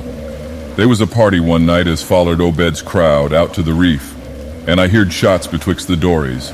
Next day, Obed and 32 others was in jail, with everybody a-wondering just what was afoot, and just what charge agin 'em could be got to Holt. God, if anybody'd looked ahead. A couple of weeks later, when nothing had been throwed into the sea for that long, Zadok was showing signs of fright and exhaustion, and I let him keep silence for a while, though glancing apprehensively at my watch. The tide had turned and was coming in now, and the sound of the waves seemed to arouse him. I was glad of that tide, for at high water the fishy smell might not be so bad. Again I strained to catch his whispers. That awful night. I seed 'em. I was up in the cupola, hordes of 'em, swarms of 'em, all over the reef and swimming up the harbor into the Monuxet. God, what happened in the streets of Innsmouth that night? They rattled our door, but P.A. wouldn't open. Then he clumbered out the kitchen winder with his musket to find Selectman Mowry and see what he could do. Mounds of the dead and the dying, shots and screams, shouting in Old Squaw and Town Square and New Church Green. Jail throwed open. Proclamation, treason. Called it the plague when folks come in and found half our people missing. Nobody left but them as you jine in with Obed and them things or else keep quiet. Never hear to my P.A. no more. The old man was panting and perspiring profusely. His grip on my shoulder tightened. Everything cleaned up in the morning, but they was traces. Obed he kinder takes charge and says things is going to be changed. Others'll worship with us at meeting time, and sartin houses has got to entertain guests. They wanted to mix like they done with the Kanakis, and he for one didn't feel bound to stop 'em. Far gone was Obed, just like a crazy man on the subject. He says they brung us fish and treasure and shut of what they hankered arter. Nothing was to be different on the outside, only we was to keep shy of strangers ef we knowed what was good for us. We all had to take the oath of Dagon, and later on they was second and third oaths that some on us took. Them as you'd help special, you'd get special rewards, gold and sech. No use balking, for they was millions of 'em down there. They'd rather not start rising and wiping out humankind, but ef they was gave away and forced to, they could do a lot toward just that. We didn't have them old charms to cut 'em off like folks in the South Sea did, and them Kanakis wouldn't never give away their secrets. Yield up enough sacrifices and savage knickknacks and harborage in the town when they wanted it, and they'd let well enough alone. Wouldn't bother no strangers as might bear tales outside, that is without they got pryin'. All in the band of the faithful, order of Dagon, and the children should never die, but go back to the mother Hydra and father Dagon, what we all come from amongst. Ia, Cthulhu Ftagan, Funglui Muglanaf, Cthulhu Relieb Ga Nagel Ftagan. Old Zadok was fast lapsing into stark raving, and I held my breath. Poor old soul. To what pitiful depths of hallucination had his liquor, plus his hatred of the decay, alienage, and disease around him brought that fertile, imaginative brain. He began to moan now, and tears were coursing down his channeled cheeks into the depths of his beard. God, what I seen sanct I was 15-year-old, meany, Tekel o' Parson. The folks as was missing, and them as kilt theirselves. Them as told things in Arkham or Ipswich or sech places was all called crazy. Like you're a-calling me right now, but God, what I seen. They'd a-kilt me long ago for what I know. Only I'd took the fust and second oaths of Dagon off an Obed, so was protected unless in a jury of 'em proved I told things knowing and deliberate. But I wouldn't take the third oath, I'd a-died ruther'n take that. It got wuss around Civil War time when children born St. 46 begun to grow up, some of 'em, that is. I was afeard, never did no pryin' arter that awful night, and never see one of them, clost to in all my life, that is, never no full-blooded one. I went to the war, and if I'd had any guts or sense, I'd never come back, but settled away from here. But folks wrote me things once so bad. That, I suppose, was because government draftmen was in town arter 63. Arter the war, it was just as bad again. People begun to fall off, mills and shops shut down, shipping stopped and the harbor choked up, railroad give up. But they never stopped swimming in and out of the river from that cursed reef of Satan. and more attic winders got boarded up, and more noises was heard in houses as once supposed to have nobody in 'em. Folks outside have their stories about us. S'pose you've heard a plenty on 'em, seeing what questions you asked. Stories about things they've seed now and then, and about that queer jewelry as still comes in from somewheres and ain't quite all melted up. But nothing never gets definite. Nobody'll believe nothing. They call them gold-like things pirate loot, and allow the Innsmouth folks has fur and blood or is distempered or something. Besides, them that lives here shoo off as many strangers as they kin, and encourage the rest not to get very curious, especially round nighttime. Beasts balk at the critters, hosses wussin' mules, but when they got autos, that was all right. In 46, Captain Obed took a second wife that nobody in the town never see. Some says he didn't want to, but was made to by them as he'd called in. Had 3 children by her. 2 has disappeared young, but 1 gal as looked like anybody else and was educated in Europe. Obed finally got her married off by a trick to an Arkham feller as didn't suspect nothing. But nobody outside'll have nothing to do with Innsmouth folks now. Barnabas Marsh that runs the refinery now is Obed's grandson by his first wife, son of Onesiphorus, his eldest son, but his mother was another of them as won't never seed outdoors. Right now Barnabas is about changed, can't shed his eyes no more and is all out of shape. They say he still wears clothes, but he'll take to the water soon. Maybe he's tried it already. They do sometimes go down for little spells afore they go for good. Ain't been seed about in public for nigh on 10 year. Don't know how his poor wife can feel. She come from Ipswich and they nigh lynched Barnabas when he courted her 50-odd year ago. Obed died in 78 and all the next generation is gone now. The first wife's children dead and the rest. God knows. The sound of the incoming tide was now very insistent, and little by little it seemed to change the old man's mood from maudlin tearfulness to watchful fear. He would pause now and then to renew those nervous glances over his shoulder or out toward the reef, and despite the wild absurdity of his tale, I could not help beginning to share his vague apprehensiveness. Zadok now grew shriller and seemed to be trying to whip up his courage with louder speech. "Hey you, why don't you say something? How'd you like to be living in a town like this with everything a-rotten and a-dying, and boarded-up monsters crawling and bleating and barking and hopping around black cellars and attics every way you turn? Hey, how'd you like to hear the howlin' night arter night from the churches and order a Dagon Hall, and know what's doing part of the howlin'? How'd you like to hear what comes from that awful reef every May Eve and Hallowmass? Hey, think the old man's crazy, eh? Well, sir, let me tell you that ain't the worst." Zadok was really screaming now, and the mad frenzy of his voice disturbed me more than I care to own. "Curse ye, don't sit there a-staring at me with them eyes. I tell Obed Marsh he's in hell, and he's got to stay there. Heh, in hell, I says. Can't get me. I hain't done nothing nor told nobody nothing. Oh, you young feller, well, even if I hain't told nobody nothing yet, I'm a-going to now. You just set still and listen to me, boy. This is what I ain't never told nobody. I says I didn't do no prying arter that night, but I found things out just the same. You want to know what the real horror is, hey? Well, it's this. It ain't what them fish devils has done, but what they're going to do. They're a-bringing things up out of where they come from into the town. Been doing it for years and slackening up lately.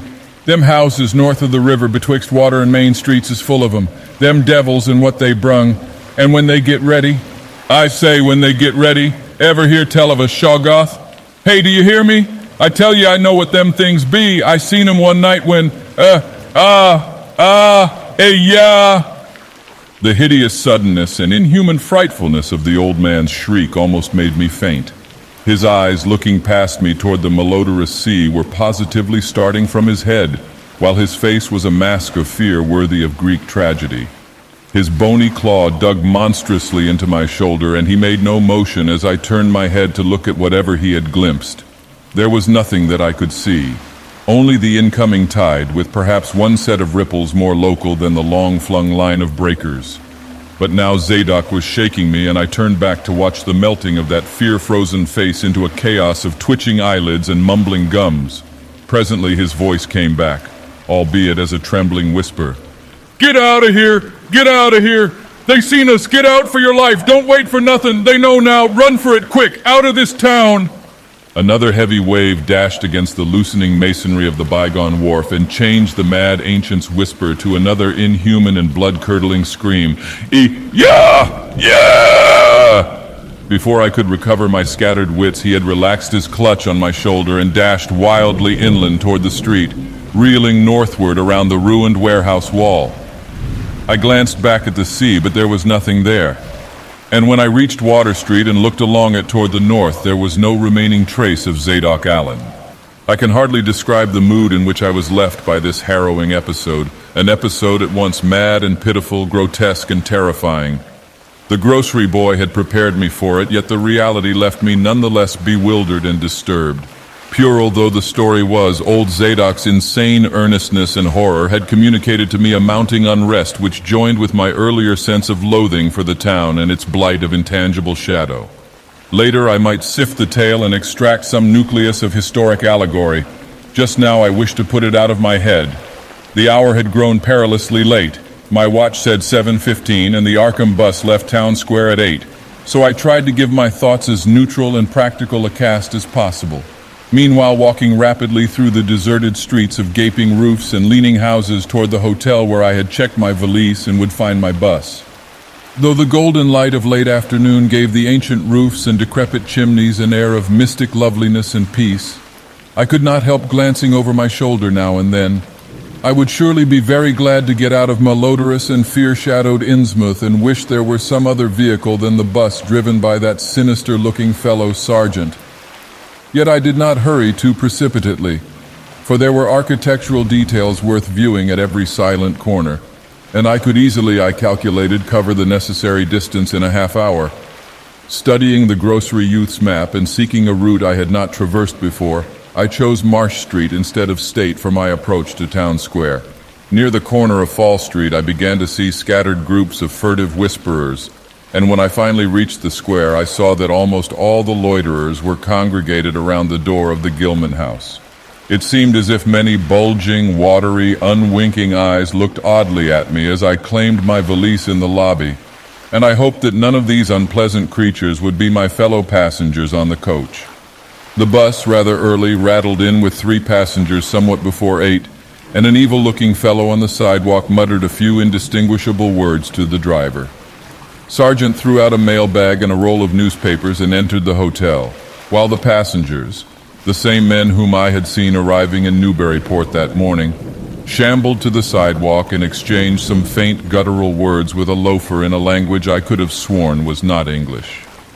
I boarded the empty coach and took the same seat I had taken before, but was hardly settled before Sergeant reappeared and began mumbling in a throaty voice of peculiar repulsiveness. I was, it appeared, in very bad luck. There had been something wrong with the engine, despite the excellent time made from Newburyport, and the bus could not complete the journey to Arkham. No, it could not possibly be repaired that night, nor was there any other way of getting transportation out of Innsmouth, either to Arkham or elsewhere. Sergeant was sorry, but I would have to stop over at the Gilman. Probably the clerk would make the price easy for me, but there was nothing else to do. Almost dazed by this sudden obstacle and violently dreading the fall of night in this decaying and half-unlighted town, I left the bus and re-entered the hotel lobby, where the sullen, queer-looking night clerk told me I could have room 428 on next the top floor, large but without running water, for $1. Despite what I had heard of this hotel in Newburyport, I signed the register, paid my $1, let the clerk take my valise, and followed that sour, solitary attendant up 3 creaking flights of stairs past dusty corridors which seemed wholly devoid of life. My room, a dismal rear one with 2 windows and bare, cheap furnishings, overlooked a dingy courtyard otherwise hemmed in by low, deserted brick blocks, and commanded a view of decrepit, westward-stretching roofs with a marshy countryside beyond. At the end of the corridor was a bathroom, a discouraging relique with ancient marble bowl, tin tub, faint electric light, and musty wooden paneling around all the plumbing fixtures. It being still daylight, I descended to the square and looked around for a dinner of some sort, noticing as I did so the strange glances I received from the unwholesome loafers. Since the grocery was closed, I was forced to patronize the restaurant I had shunned before. A stooped, narrow-headed man with staring, unwinking eyes, and a flat-nosed wench with unbelievably thick, clumsy hands being in attendance. The service was of the counter type, and it relieved me to find that much was evidently served from cans and packages. A bowl of vegetable soup with crackers was enough for me, and I soon headed back for my cheerless room at the Gilman, getting an evening paper and a fly-specked magazine from the evil-visaged clerk at the rickety stand beside his desk. As twilight deepened, I turned on the one feeble electric bulb over the cheap iron-framed bed and tried as best I could to continue the reading I had begun. I felt it advisable to keep my mind wholesomely occupied, for it would not do to brood over the abnormalities of this ancient, blight-shadowed town while I was still within its borders.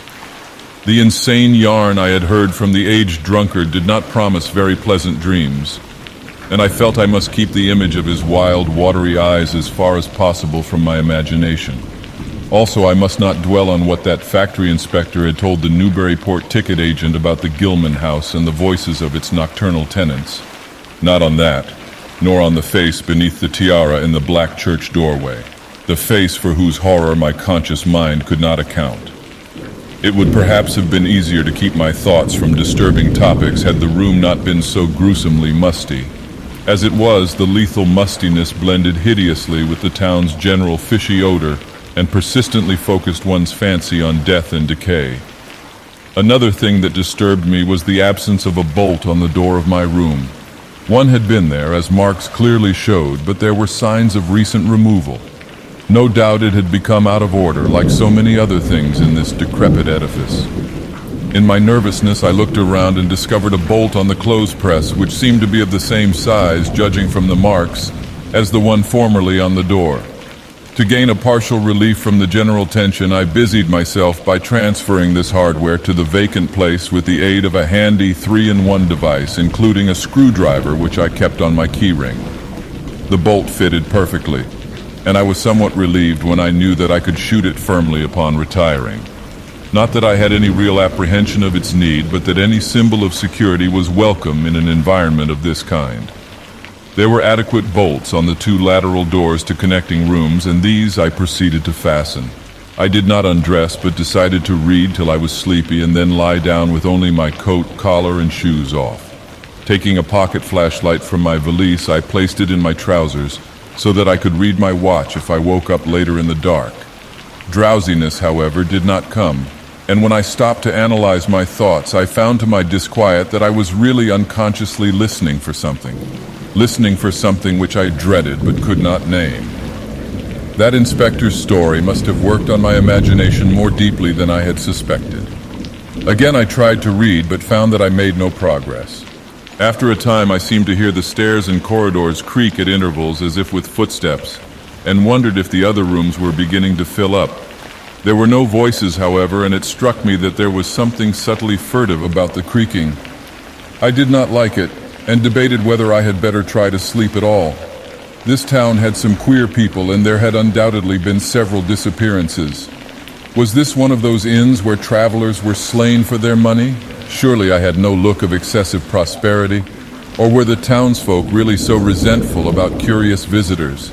Had my obvious sightseeing with its frequent map consultations aroused unfavorable notice? It occurred to me that I must be in a highly nervous state to let a few random creakings set me off speculating in this fashion, but I regretted nonetheless that I was unarmed. At length, feeling a fatigue which had nothing of drowsiness in it, I bolted the newly outfitted hall door, turned off the light, and threw myself down on the hard, uneven bed, coat, collar, shoes, and all. In the darkness, every faint noise of the night seemed magnified, and a flood of doubly unpleasant thoughts swept over me. I was sorry I had put out the light, yet was too tired to rise and turn it on again. Then, after a long, dreary interval, and prefaced by a fresh creaking of stairs and corridor, there came that soft, damnably unmistakable sound which seemed like a malign fulfillment of all my apprehensions. Without the least shadow of a doubt, the lock on my hall door was being tried, cautiously, furtively, tentatively, with a key. My sensations upon recognizing this sign of actual peril were perhaps less rather than more tumultuous, because of my previous vague fears. I had been, albeit without definite reason, instinctively on my guard, and that was to my advantage in the new and real crisis, whatever it might turn out to be. Nevertheless, the change in the menace from vague premonition to immediate reality was a profound shock, and fell upon me with the force of a genuine blow. It never once occurred to me that the fumbling might be a mere mistake. Malign purpose was all I could think of, and I kept deathly quiet, awaiting the would-be intruder's next move. After a time, the cautious rattling ceased, and I heard the room to the north entered with a passkey. Then the lock of the connecting door to my room was softly tried. The bolt held, of course, and I heard the floor creak as the prowler left the room. After a moment, there came another soft rattling, and I knew that the room to the south of me was being entered. Again, a furtive trying of a bolted connecting door, and again a receding creaking. This time the creaking went along the hall and down the stairs, so I knew that the prowler had realized the bolted condition of my doors and was giving up his attempt for a greater or lesser time, as the future would show. The readiness with which I fell into a plan of action proves that I must have been subconsciously fearing some menace and considering possible avenues of escape for hours. From the first, I felt that the unseen fumbler meant a danger not to be met or dealt with, but only to be fled from as precipitately as possible. The one thing to do was to get out of that hotel alive as quickly as I could, and through some channel other than the front stairs and lobby. Rising softly and throwing my flashlight on the switch, I sought to light the bulb over my bed in order to choose and pocket some belongings for a swift, valiseless flight. Nothing, however, happened, and I saw that the power had been cut off. Clearly, some cryptic, evil movement was afoot on a large scale, just what I could not say. As I stood pondering with my hand on the now useless switch, I heard a muffled creaking on the floor below, and thought I could barely distinguish voices in conversation. A moment later, I felt less sure that the deeper sounds were voices, since the apparent hoarse barkings and loose-syllabled croakings bore so little resemblance to recognized human speech. Then I thought with renewed force of what the factory inspector had heard in the night in this moldering and pestilential building. Having filled my pockets with the flashlight's aid, I put on my hat and tiptoed to the windows to consider chances of descent. Despite the state's safety regulations, there was no fire escape on this side of the hotel, and I saw that my windows commanded only a sheer 3-story drop to the cobbled courtyard. On the right and left, however, some ancient brick business blocks abutted on the hotel, their slant roofs coming up to a reasonable jumping distance from my 4th-story level. To reach either of these lines of buildings, I would have to be in a room 2 doors from my own, in one case on the north and in the other case on the south. And my mind instantly set to work calculating what chances I had of making the transfer. I could not, I decided, risk an emergence into the corridor, where my footsteps would surely be heard, and where the difficulties of entering the desired room would be insuperable. My progress, if it was to be made at all, would have to be through the less solidly built connecting doors of the rooms, the locks and bolts of which I would have to force violently, using my shoulder as a battering ram whenever they were set against me. This, I thought, would be possible owing to the rickety nature of the house and its fixtures, but I realized I could not do it noiselessly. I would have to count on sheer speed and the chance of getting to a window before any hostile forces became coordinated enough to open the right door toward me with a passkey. My own outer door I reinforced by pushing the bureau against it, little by little, in order to make a minimum of sound. I perceived that my chances were very slender, and was fully prepared for any calamity. Even getting to another roof would not solve the problem, for there would then remain the task of reaching the ground and escaping from the town. One thing in my favor was the deserted and ruinous state of the abutting buildings, and the number of skylights gaping blackly open in each row. Gathering from the grocery boy's map that the best route out of town was southward, I glanced first at the connecting door on the south side of the room. It was designed to open in my direction, hence I saw, after drawing the bolt and finding other fastenings in place, it was not a favorable one for forcing. Accordingly, abandoning it as a route, I cautiously moved the bedstead against it to hamper any attack which might be made on it later from the next room. The door on the north was hung to open away from me, and this, though a test proved it to be locked or bolted from the other side, I knew must be my route.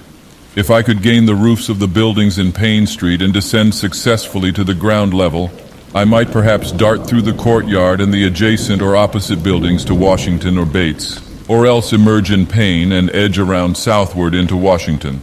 In any case, I would aim to strike Washington somehow and get quickly out of the town square region. My preference would be to avoid pain, since the fire station there might be open all night. As I thought of these things, I looked out over the squalid sea of decaying roofs below me, now brightened by the beams of a moon not much past full.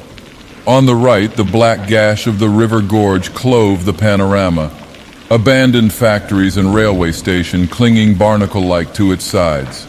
Beyond it, the rusted railway and the Rowley Road led off through a flat, marshy terrain dotted with islets of higher and drier scrub-grown land. On the left, the creek-threaded countryside was nearer, the narrow road to Ipswich gleaming white in the moonlight. I could not see from my side of the hotel the southward route toward Arkham which I had determined to take. I was irresolutely speculating on when I had better attack the northward door and on how I could least audibly manage it, when I noticed that the vague noises underfoot had given place to a fresh and heavier creaking of the stairs. A wavering flicker of light showed through my transom, and the boards of the corridor began to groan with a ponderous load. Muffled sounds of possible vocal origin approached, and at length a firm knock came at my outer door. For a moment I simply held my breath and waited. Eternities seemed to elapse, and the nauseous, fishy odor of my environment seemed to mount suddenly and spectacularly. Then the knocking was repeated, continuously and with growing insistence. I knew that the time for action had come and forthwith drew the bolt of the northward connecting door, bracing myself for the task of battering it open. The knocking waxed louder, and I hoped that its volume would cover the sound of my efforts.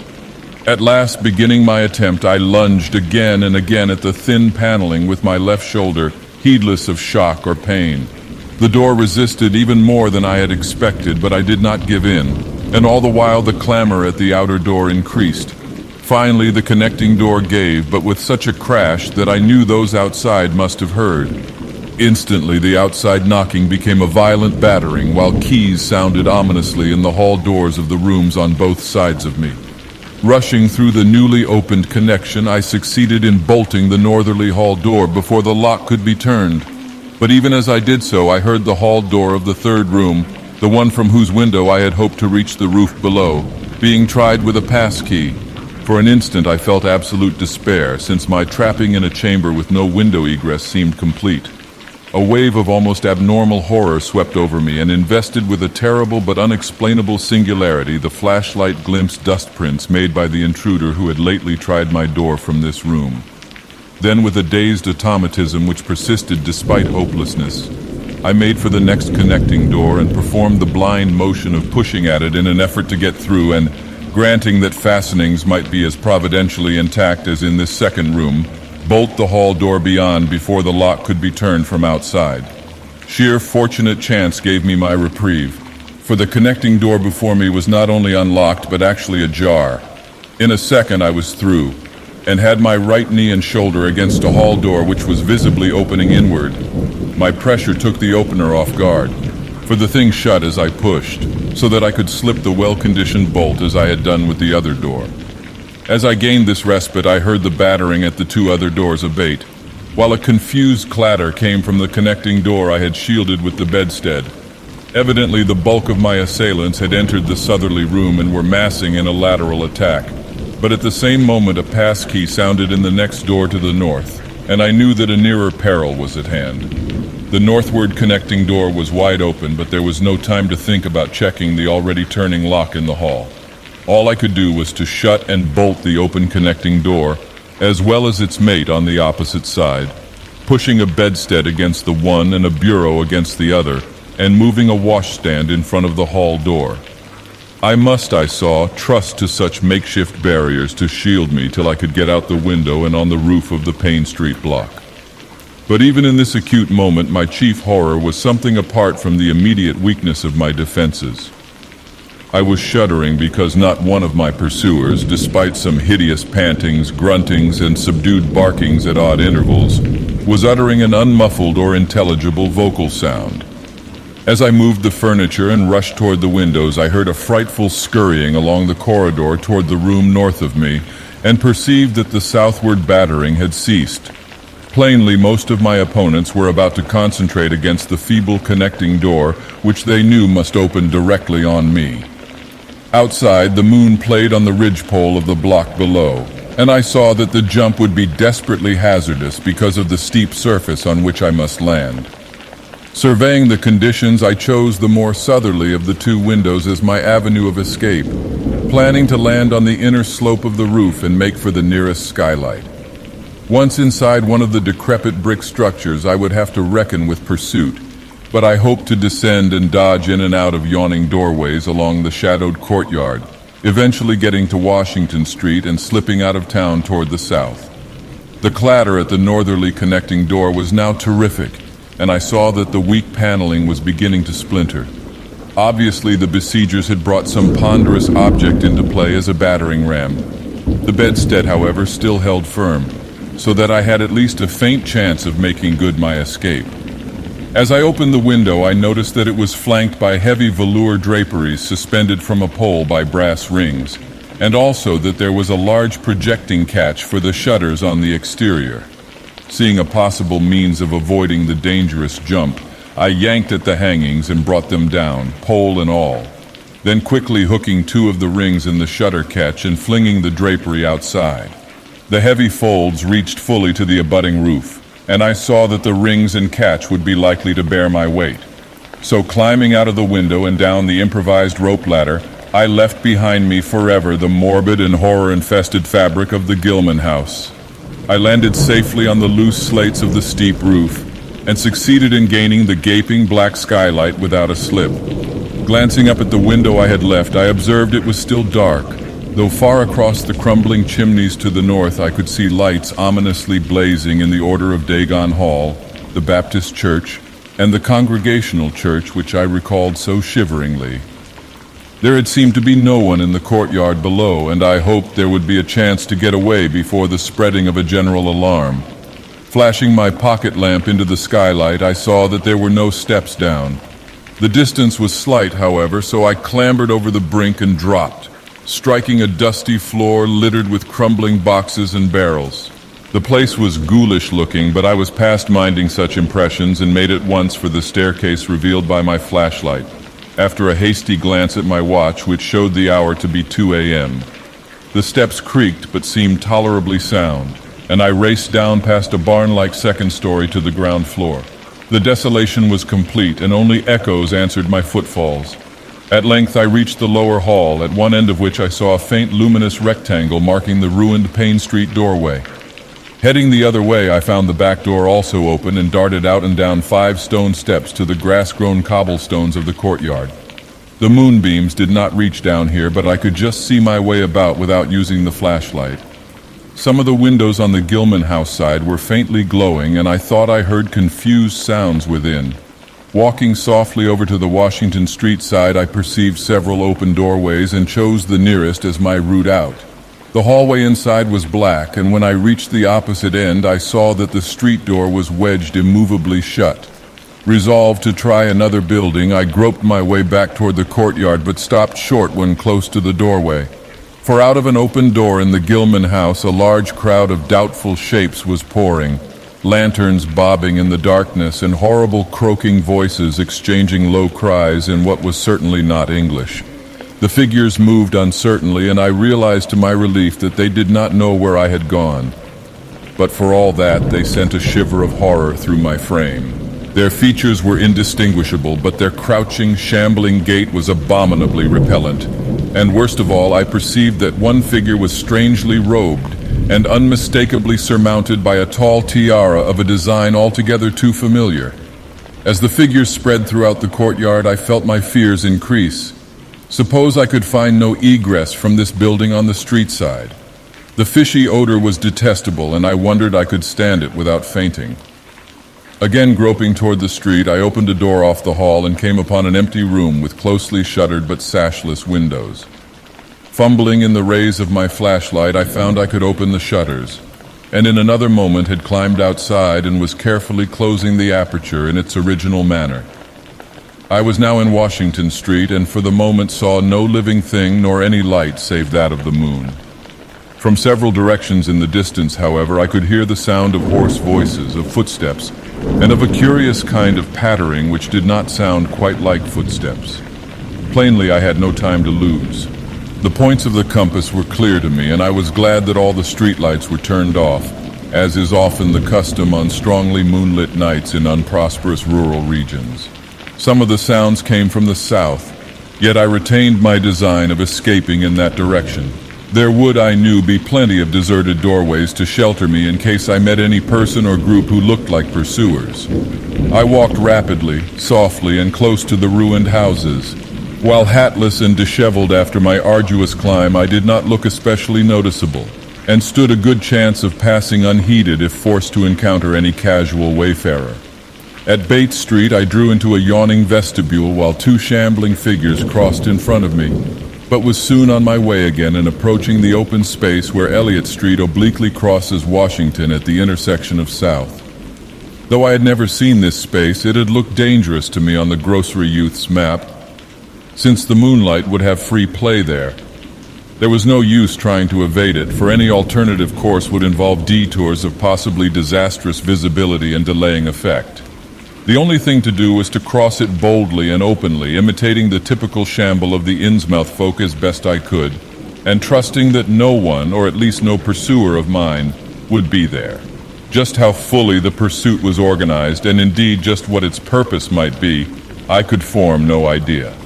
There seemed to be unusual activity in the town, but I judged that the news of my escape from the Gilman had not yet spread.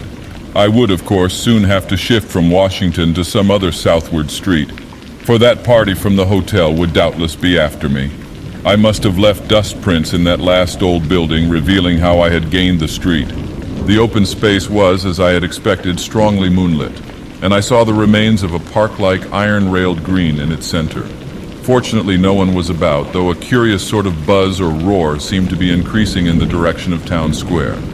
South Street was very wide, leading directly down a slight declivity to the waterfront and commanding a long view out at sea, and I hoped that no one would be glancing up it from afar as I crossed in the bright moonlight. My progress was unimpeded, and no fresh sound arose to hint that I had been spied.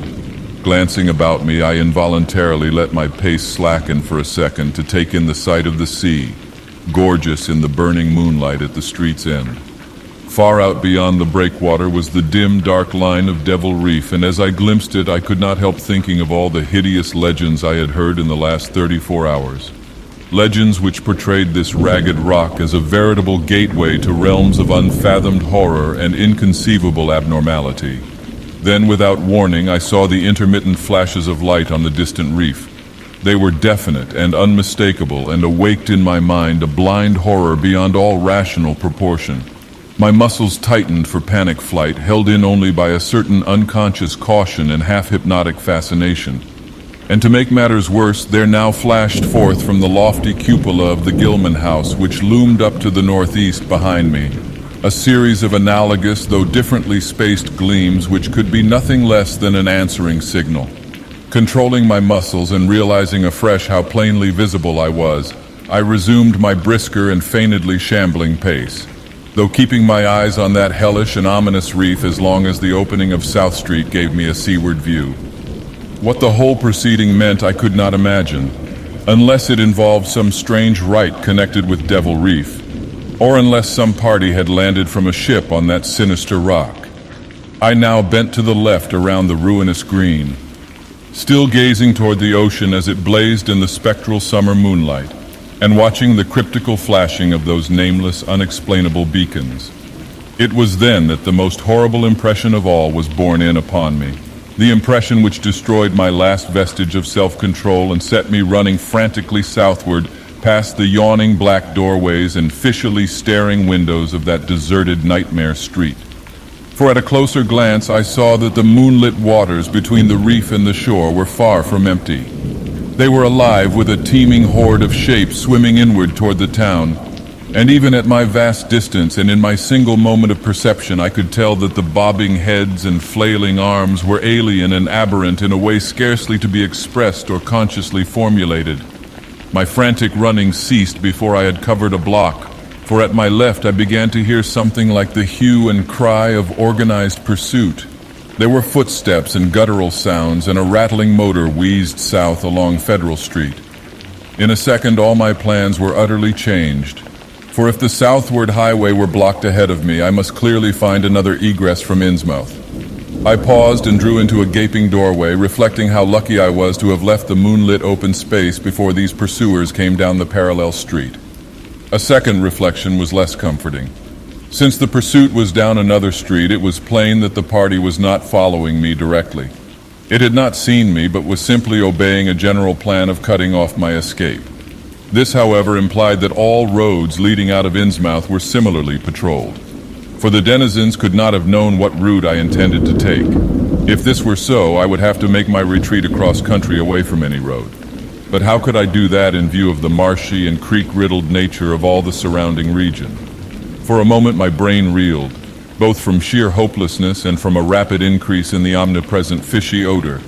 Then I thought of the abandoned railway to Rowley, whose solid line of ballasted, weed-grown earth still stretched off to the northwest from the crumbling station on the edge of the river gorge. There was just a chance that the townsfolk would not think of that, since its briar-choked desertion made it half impassable and the unlikeliest of all avenues for a fugitive to choose. I had seen it clearly from my hotel window and knew about how it lay. Most of its earlier length was uncomfortably visible from the Rowley Road and from high places in the town itself, but one could perhaps crawl inconspicuously through the undergrowth. At any rate, it would form my only chance of deliverance, and there was nothing to do but try it. Drawing inside the hall of my deserted shelter, I once more consulted the grocery boy's map with the aid of the flashlight.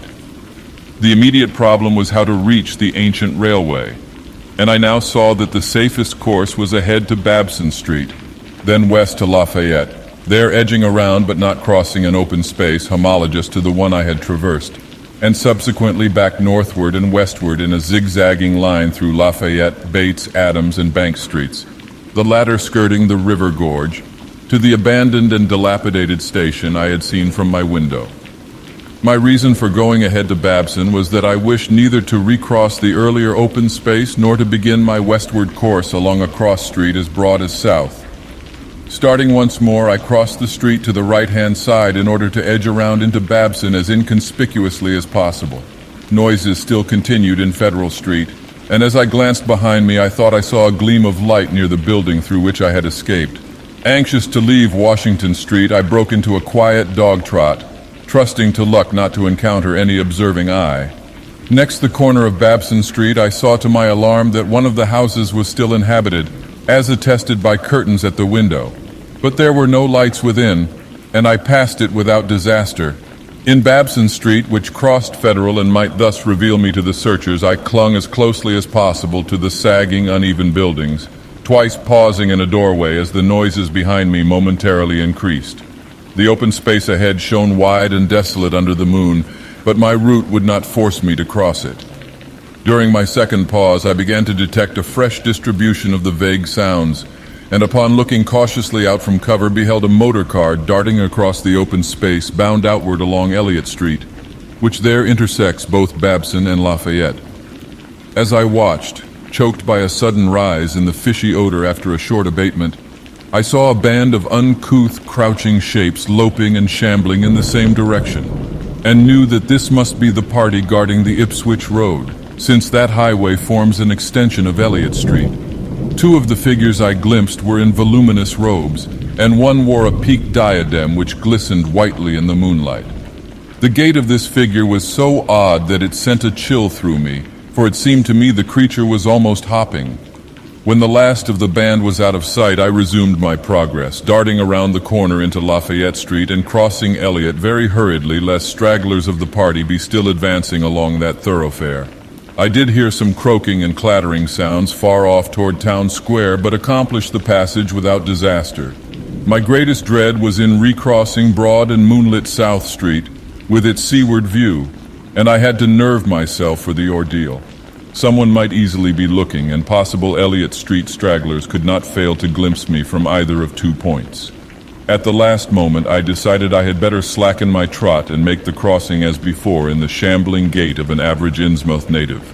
When the view of the water again opened out, this time on my right, I was half determined not to look at it at all.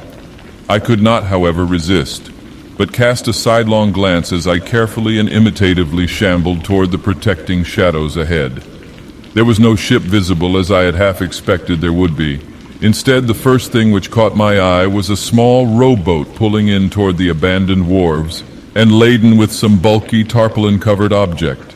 Its rowers, though distantly and indistinctly seen, were of an especially repellent aspect. Several swimmers were still discernible, while on the far black reef I could see a faint, steady glow unlike the winking beacon visible before, and of a curious color which I could not precisely identify. Above the slant roofs ahead and to the right there loomed the tall cupola of the Gilman house, but it was completely dark. The fishy odor, dispelled for a moment by some merciful breeze, now closed in again with maddening intensity. I had not quite crossed the street when I heard a muttering band advancing along Washington from the north. As they reached the broad open space where I had had my first disquieting glimpse of the moonlit water, I could see them plainly only a block away, and was horrified by the bestial abnormality of their faces and the dog-like subhumanness of their crouching gait. One man moved in a positively simian way, with long arms frequently touching the ground, while another figure, robed and tiara'd, seemed to progress in an almost hopping fashion. I judged this party to be the one I had seen in the Gilman's courtyard, the one, therefore, most closely on my trail.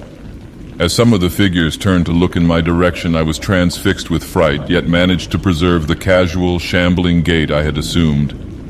To this day I do not know whether they saw me or not. If they did, my stratagem must have deceived them, for they passed on across the moonlit space without varying their course, meanwhile croaking and jabbering in some hateful guttural patois I could not identify. Once more in shadow, I resumed my former dog trot past the leaning and decrepit houses that stared blankly into the night. Having crossed to the western sidewalk, I rounded the nearest corner into Bates Street, where I kept close to the buildings on the southern side. I passed two houses showing signs of habitation, one of which had faint lights in upper rooms, yet met with no obstacle. As I turned into Adams Street, I felt measurably safer, but received a shock when a man reeled out of a black doorway directly in front of me. He proved, however, too hopelessly drunk to be a menace, so that I reached the dismal ruins of the Bank Street warehouses in safety. No one was stirring in that dead street beside the river gorge, and the roar of the waterfalls quite drowned my footsteps. It was a long dog trot to the ruined station, and the great brick warehouse walls around me seemed somehow more terrifying than the fronts of private houses. At last I saw the ancient arcaded station, or what was left of it, and made directly for the tracks that started from its farther end. The rails were rusty but mainly intact, and not more than half the ties had rotted away. Walking or running on such a surface was very difficult, but I did my best, and on the whole made very fair time. For some distance the line kept on along the gorge's brink, but at length I reached the long covered bridge where it crossed the chasm at a dizzy height. The condition of this bridge would determine my next step. If humanly possible, I would use it. If not, I would have to risk more street wandering and take the nearest intact highway bridge. The vast, barn-like length of the old bridge gleamed spectrally in the moonlight, and I saw that the ties were safe for at least a few feet within. Entering, I began to use my flashlight and was almost knocked down by the cloud of bats that flapped past me. About halfway across, there was a perilous gap in the ties which I feared for a moment would halt me, but in the end I risked a desperate jump which fortunately succeeded. I was glad to see the moonlight again when I emerged from that macabre tunnel. The old tracks crossed River Street at grade and at once veered off into a region increasingly rural and with less and less of Innsmouth's abhorrent fishy odor. Here the dense growth of weeds and briars hindered me and cruelly tore my clothes, but I was nonetheless glad that they were there to give me concealment in case of peril. I knew that much of my route must be visible from the Rowley Road. The marshy region began very shortly with the single track on a low grassy embankment where the weedy growth was somewhat thinner. Then came a sort of island of higher ground where the line passed through a shallow open cut choked with bushes and brambles. I was very glad of this partial shelter, since at this point the rolly road was uncomfortably near according to my window view. At the end of the cut it would cross the track and swerve off to a safer distance, but meanwhile I must be exceedingly careful. I was by this time thankfully certain that the railway itself was not patrolled. Just before entering the cut I glanced behind me but saw no pursuer. The ancient spires and roofs of decaying Innsmouth gleamed lovely and ethereal in the magic yellow moonlight, and I thought of how they must have looked in the old days before the shadow fell. Then, as my gaze circled inland from the town, something less tranquil arrested my notice and held me immobile for a second. What I saw, or fancied I saw, was a disturbing suggestion of undulant motion far to the south, a suggestion which made me conclude that a very large horde must be pouring out of the city along the level Ipswich road. The distance was great, and I could distinguish nothing in detail, but I did not at all like the look of that moving column. It undulated too much and glistened too brightly in the rays of the now westering moon. There was a suggestion of sound too, though the wind was blowing the other way. A suggestion of bestial scraping and bellowing even worse than the muttering of the parties I had lately overheard. All sorts of unpleasant conjectures crossed my mind. I thought of those very extreme Innsmouth types said to be hidden in crumbling centuried warrens near the waterfront. I thought too of those nameless swimmers I had seen, counting the parties so far glimpsed, as well as those presumably covering other roads. The number of my pursuers must be strangely large for a town as depopulated as Innsmouth. Whence could come the dense personnel of such a column as I now beheld? Did those ancient, unplumbed warrens teem with a twisted, uncatalogued, and unsuspected life? Or had some unseen ship indeed landed a legion of unknown outsiders on that hellish reef? Who were they? Why were they there? And if such a column of them was scouring the Ipswich road, would the patrols on the other roads be likewise augmented? I had entered the brush-grown cut and was struggling along at a very slow pace when that damnable fishy odor again waxed dominant. Had the wind suddenly changed eastward, so that it blew in from the sea and over the town? It must have, I concluded, since I now began to hear shocking guttural murmurs from that hitherto silent direction. There was another sound, too, a kind of wholesale, colossal flopping or pattering which somehow called up images of the most detestable sort. It made me think illogically of that unpleasantly undulating column on the far-off Ipswich road. And then both stench and sounds grew stronger, so that I paused shivering and grateful for the cut's protection. It was here, I recalled, that the Rowley Road drew so close to the old railway before crossing westward and diverging. Something was coming along that road, and I must lie low till its passage and vanishment in the distance. Thank heaven these creatures employed no dogs for tracking, though perhaps that would have been impossible amidst the omnipresent regional odor. Crouched in the bushes of that sandy cleft, I felt reasonably safe, even though I knew the searchers would have to cross the track in front of me not much more than 100 yards away. I would be able to see them, but they could not, except by a malign miracle, see me. All at once I began dreading to look at them as they passed. I saw the close moonlit space where they would surge by and had curious thoughts about the irredeemable pollution of that space. They would perhaps be the worst of all Innsmouth types, something one would not care to remember. The stench waxed overpowering, and the noises swelled to a bestial babble of croaking, baying, and barking without the least suggestion of human speech. Were these indeed the voices of my pursuers? Did they have dogs after all? So far I had seen none of the lower animals in Innsmouth. That flopping or pattering was monstrous. I could not look upon the degenerate creatures responsible for it. I would keep my eyes shut till the sounds receded toward the west. The horde was very close now, the air foul with their hoarse snarlings, and the ground almost shaking with their alien rhythmed footfalls. My breath nearly ceased to come, and I put every ounce of willpower into the task of holding my eyelids down. I am not even yet willing to say whether what followed was a hideous actuality or only a nightmare hallucination. The later action of the government after my frantic appeals would tend to confirm it as a monstrous truth. But could not an hallucination have been repeated under the quasi-hypnotic spell of that ancient haunted and shadowed town? Such places have strange properties, and the legacy of insane legend might well have acted on more than one human imagination amidst those dead, stench-cursed streets and huddles of rotting roofs and crumbling steeples. Is it not possible that the germ of an actual contagious madness lurks in the depths of that shadow over Innsmouth? Who can be sure of reality after hearing things like the tale of old Zadok Allen? The government men never found poor Zadok and have no conjectures to make as to what became of him. Where does madness leave off and reality begin? Is it possible that even my latest fear is sheer delusion? But I must try to tell what I thought I saw that night under the mocking yellow moon.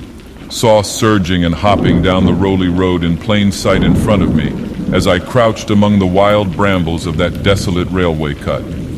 Of course, my resolution to keep my eyes shut had failed.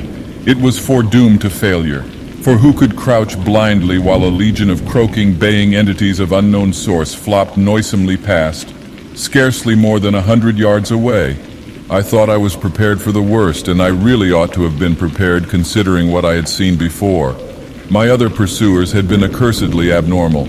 So should I not have been ready to face a strengthening of the abnormal element, to look upon forms in which there was no mixture of the normal at all? I did not open my eyes until the raucous clamor came loudly from a point obviously straight ahead. Then I knew that a long section of them must be plainly in sight where the sides of the cut flattened out and the road crossed the track, and I could no longer keep myself from sampling whatever horror that leering yellow moon might have to show. It was the end, for whatever remains to me of life on the surface of this earth, of every vestige of mental peace and confidence in the integrity of nature and of the human mind. Nothing that I could have imagined, nothing even that I could have gathered had I credited old Zadok's crazy tale in the most literal way, would be in any way comparable to the demoniac, blasphemous reality that I saw, or believe I saw. I have tried to hint what it was in order to postpone the horror of writing it down baldly. Can it be possible that this planet has actually spawned such things, that human eyes have truly seen as objective flesh, what man has hitherto known only in febrile fantasy and tenuous legend? And yet I saw them in a limitless stream, flopping, hopping, croaking, bleating, surging inhumanly through the spectral moonlight in a grotesque, malignant saraband of fantastic nightmare. And some of them had tall tiaras of that nameless whitish gold metal, and some were strangely robed, and one who led the way was clad in a ghoulishly humped black coat and striped trousers, and had a man's felt hat perched on the shapeless thing that answered for a head. I think their predominant color was a grayish green, though they had white bellies. They were mostly shiny and slippery, but the ridges of their backs were scaly. Their forms vaguely suggested the anthropoid, while their heads were the heads of fish with prodigious bulging eyes that never closed. At the sides of their necks were palpitating gills, and their long paws were webbed.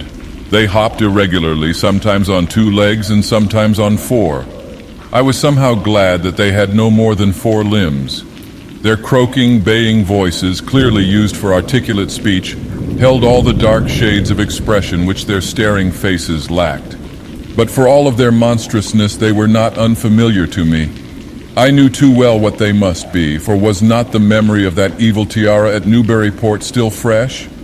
They were the blasphemous fish frogs of the nameless design, living and horrible, and as I saw them, I knew also of what that humped, tiara'd priest in the black church basement had so fearsomely reminded me. Their number was past guessing. It seemed to me that there were limitless swarms of them, and certainly my momentary glimpse could have shown only the least fraction. In another instant, everything was blotted out by a merciful fit of fainting, the first I had ever had. It was a gentle daylight rain that awaked me from my stupor in the brush-grown railway cut, and when I staggered out to the roadway ahead, I saw no trace of any prints in the fresh mud. The fishy odor, too, was gone. Innsmouth's ruined roofs and toppling steeples loomed up grayly toward the southeast. But not a living creature did I spy in all the desolate salt marshes around. My watch was still going and told me that the hour was past noon. The reality of what I had been through was highly uncertain in my mind, but I felt that something hideous lay in the background. I must get away from evil-shadowed Innsmouth. and accordingly I began to test my cramped, wearied powers of locomotion. Despite weakness, hunger, horror, and bewilderment, I found myself after a long time able to walk. So started slowly along the muddy road to Rowley. Before evening I was in the village getting a meal and providing myself with presentable clothes. I caught the night train to Arkham and the next day talked long and earnestly with government officials there, a process I later repeated in Boston. With the main result of these colloquies, the public is now familiar, and I wish for normality's sake there were nothing more to tell. Perhaps it is madness that is overtaking me, yet perhaps a greater horror, or a greater marvel, is reaching out. As may well be imagined, I gave up most of the foreplanned features of the rest of my tour, the scenic, architectural, and antiquarian diversions on which I had counted so heavily. Nor did I dare look for that piece of strange jewelry said to be in the Miskatonic University Museum. I did, however, improve my stay in Arkham by collecting some genealogical notes I had long wished to possess. Very rough and hasty data, it is true, but capable of good use later on when I might have time to collate and codify them. The curator of the Historical Society there, Mr. E. Lapham Peabody, was very courteous about assisting me, and expressed unusual interest when I told him I was a grandson of Eliza Orne of Arkham, who was born in 1867 and had married James Williamson of Ohio at the age of 17. It seemed that a maternal uncle of mine had been there many years before on a quest much like my own, and that my grandmother's family was a topic of some local curiosity. There had, Mr. Peabody said, been considerable discussion about the marriage of her father, Benjamin Orne, just after the Civil War, since the ancestry of the bride was peculiarly puzzling. That bride was understood to have been an orphaned Marsh of New Hampshire, a cousin of the Essex County Marshes, but her education had been in France and she knew very little of her family. A guardian had deposited funds in a Boston bank to maintain her and her French governess. But that guardian's name was unfamiliar to Arkham people, and in time he dropped out of sight, so that the governess assumed his role by court appointment. The Frenchwoman, now long dead, was very taciturn, and there were those who said she could have told more than she did. But the most baffling thing was the inability of anyone to place the recorded parents of the young woman, Enoch and Lydia Meserve Marsh, among the known families of New Hampshire. Possibly, many suggested, she was the natural daughter of some Marsh of prominence. She certainly had the true Marsh eyes. Most of the puzzling was done after her early death, which took place at the birth of my grandmother, her only child. Having formed some disagreeable impressions connected with the name of Marsh, I did not welcome the news that it belonged on my own ancestral tree. Nor was I pleased by Mr. Peabody's suggestion that I had the true Marsh eyes myself. However, I was grateful for data which I knew would prove valuable, and took copious notes and lists of book references regarding the well-documented Orne family.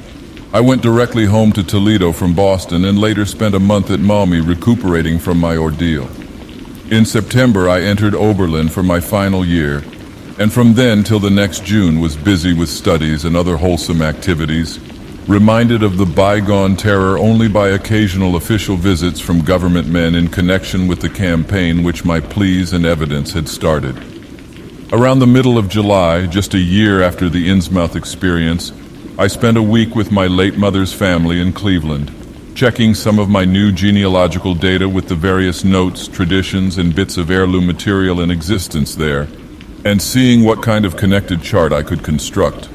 I did not exactly relish the task, for the atmosphere of the Williamson home had always depressed me. There was a strain of morbidity there, and my mother had never encouraged my visiting her parents as a child, although she always welcomed her father when he came to Toledo. My Arkham-born grandmother had seemed strange and almost terrifying to me, and I do not think I grieved when she disappeared. I was 8 years old then, and it was said that she had wandered off in grief after the suicide of my Uncle Douglas, her eldest son. He had shot himself after a trip to New England, the same trip, no doubt, which had caused him to be recalled at the Arkham Historical Society. This uncle had resembled her, and I had never liked him either. Something about the staring, unwinking expression of both of them had given me a vague, unaccountable uneasiness. My mother and Uncle Walter had not looked like that. They were like their father, though poor little cousin Lawrence, Walter's son, had been an almost perfect duplicate of his grandmother before his condition took him to the permanent seclusion of a sanitarium at Canton. I had not seen him in 4 years, but my uncle once implied that his state, both mental and physical, was very bad. This worry had probably been a major cause of his mother's death 2 years before. My grandfather and his widowed son Walter now comprised the Cleveland household, but the memory of older times hung thickly over it. I still disliked the place and tried to get my researches done as quickly as possible.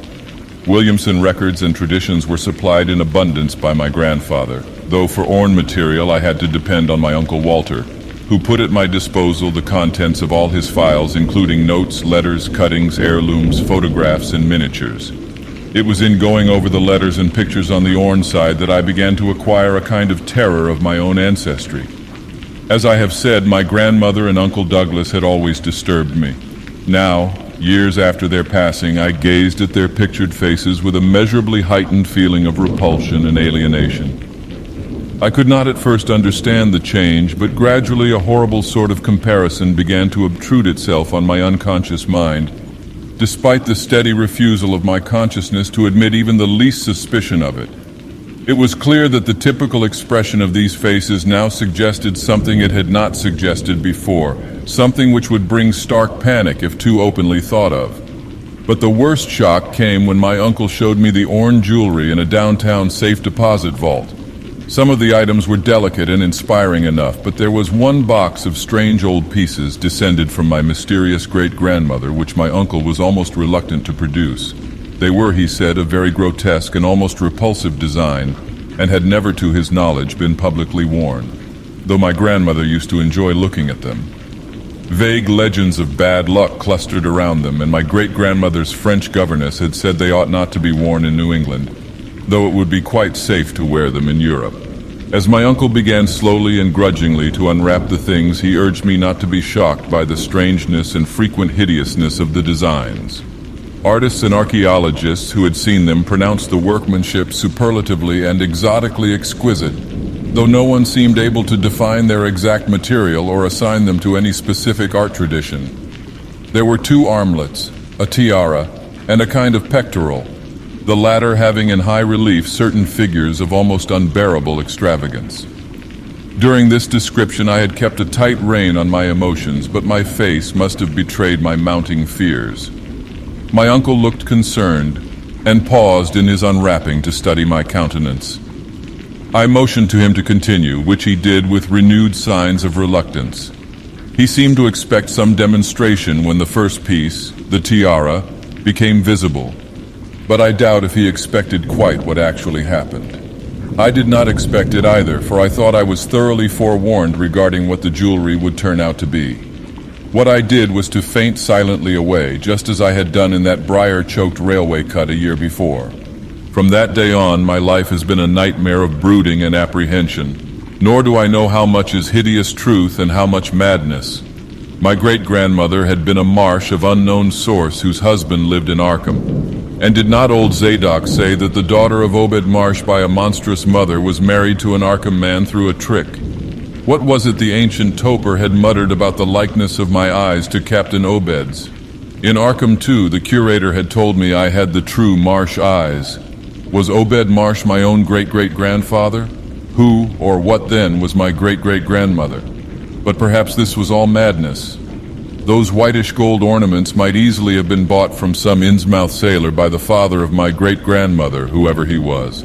And that look in the staring-eyed faces of my grandmother and self-slain uncle might be sheer fancy on my part. Sheer fancy, bolstered up by the Innsmouth shadow which had so darkly colored my imagination. But why had my uncle killed himself after an ancestral quest in New England? For more than 2 years I fought off these reflections with partial success. My father secured me a place in an insurance office, and I buried myself in routine as deeply as possible. In the winter of 1930-31, however, the dreams began. They were very sparse and insidious at first, but increased in frequency and vividness as the weeks went by. Great watery spaces opened out before me, and I seemed to wander through titanic sunken porticos and labyrinths of weedy cyclopean walls, with grotesque fishes as my companions. Then the other shapes began to appear, filling me with nameless horror the moment I awoke. But during the dreams they did not horrify me at all. I was one with them, wearing their unhuman trappings, treading their aqueous ways, and praying monstrously at their evil sea-bottom temples. There was much more than I could remember, but even what I did remember each morning would be enough to stamp me as a madman or a genius if ever I dared write it down. Some frightful influence, I felt, was seeking gradually to drag me out of the sane world of wholesome life into unnamable abysses of blackness and alienage, and the process told heavily on me. My health and appearance grew steadily worse, till finally I was forced to give up my position and adopt the static, secluded life of an invalid. Some odd nervous affliction had me in its grip, and I found myself at times almost unable to shut my eyes. It was then that I began to study the mirror with mounting alarm. The slow ravages of disease are not pleasant to watch, but in my case there was something subtler and more puzzling in the background. My father seemed to notice it too, for he began looking at me curiously and almost affrightedly. What was taking place in me? Could it be that I was coming to resemble my grandmother and Uncle Douglas? One night I had a frightful dream in which I met my grandmother under the sea. She lived in a phosphorescent palace of many terraces with gardens of strange leprous corals and grotesque brachiate efflorescences, and welcomed me with a warmth that may have been sardonic. She had changed, as those who take to the water change, and told me she had never died. Instead, she had gone to a spot her dead son had learned about and had leaped to a realm whose wonders, destined for him as well, he had spurned with a smoking pistol. This was to be my realm too. I could not escape it. I would never die, but would live with those who had lived since before man ever walked the earth. I met also that which had been her grandmother. For 80,000 years, Pithithia Lee had lived in Yahanthle, and thither she had gone back after Obed Marsh was dead. Yahanthle was not destroyed when the Upper Earthmen shot death into the sea. It was hurt, but not destroyed. The Deep Ones could never be destroyed, even though the Paleogean magic of the Forgotten Old Ones might sometimes check them. For the present, they would rest. But someday, if they remembered, they would rise again for the tribute great Cthulhu craved. It would be a city greater than Innsmouth next time. They had planned to spread and had brought up that which would help them, but now they must wait once more. For bringing the Upper Earthmen's death I must do a penance, but that would not be heavy. This was the dream in which I saw a Shoggoth for the first time, and the sight set me awake in a frenzy of screaming. That morning the mirror definitely told me I had acquired the Innsmouth look. So far I have not shot myself as my Uncle Douglas did. I bought an automatic and almost took the step, but certain dreams deterred me. The tense extremes of horror are lessening, and I feel queerly drawn toward the unknown sea deeps instead of fearing them. I hear and do strange things in sleep, and awake with a kind of exaltation instead of terror. I do not believe I need to wait for the full change as most have waited. If I did, my father would probably shut me up in a sanitarium as my poor little cousin is shut up. Stupendous and unheard of splendors await me below, and I shall seek them soon. Ia Rulier, Cthulhu Ftan, Ia. No, I shall not shoot myself. I cannot be made to shoot myself. I shall plan my cousin's escape from that Canton madhouse, and together we shall go to marvel-shadowed Innsmouth. We shall swim out to that brooding reef in the sea and dive down through black abysses to Cyclopean and many-columned Yahanthle. And in that lair of the Deep Ones we shall dwell amidst wonder and glory forever.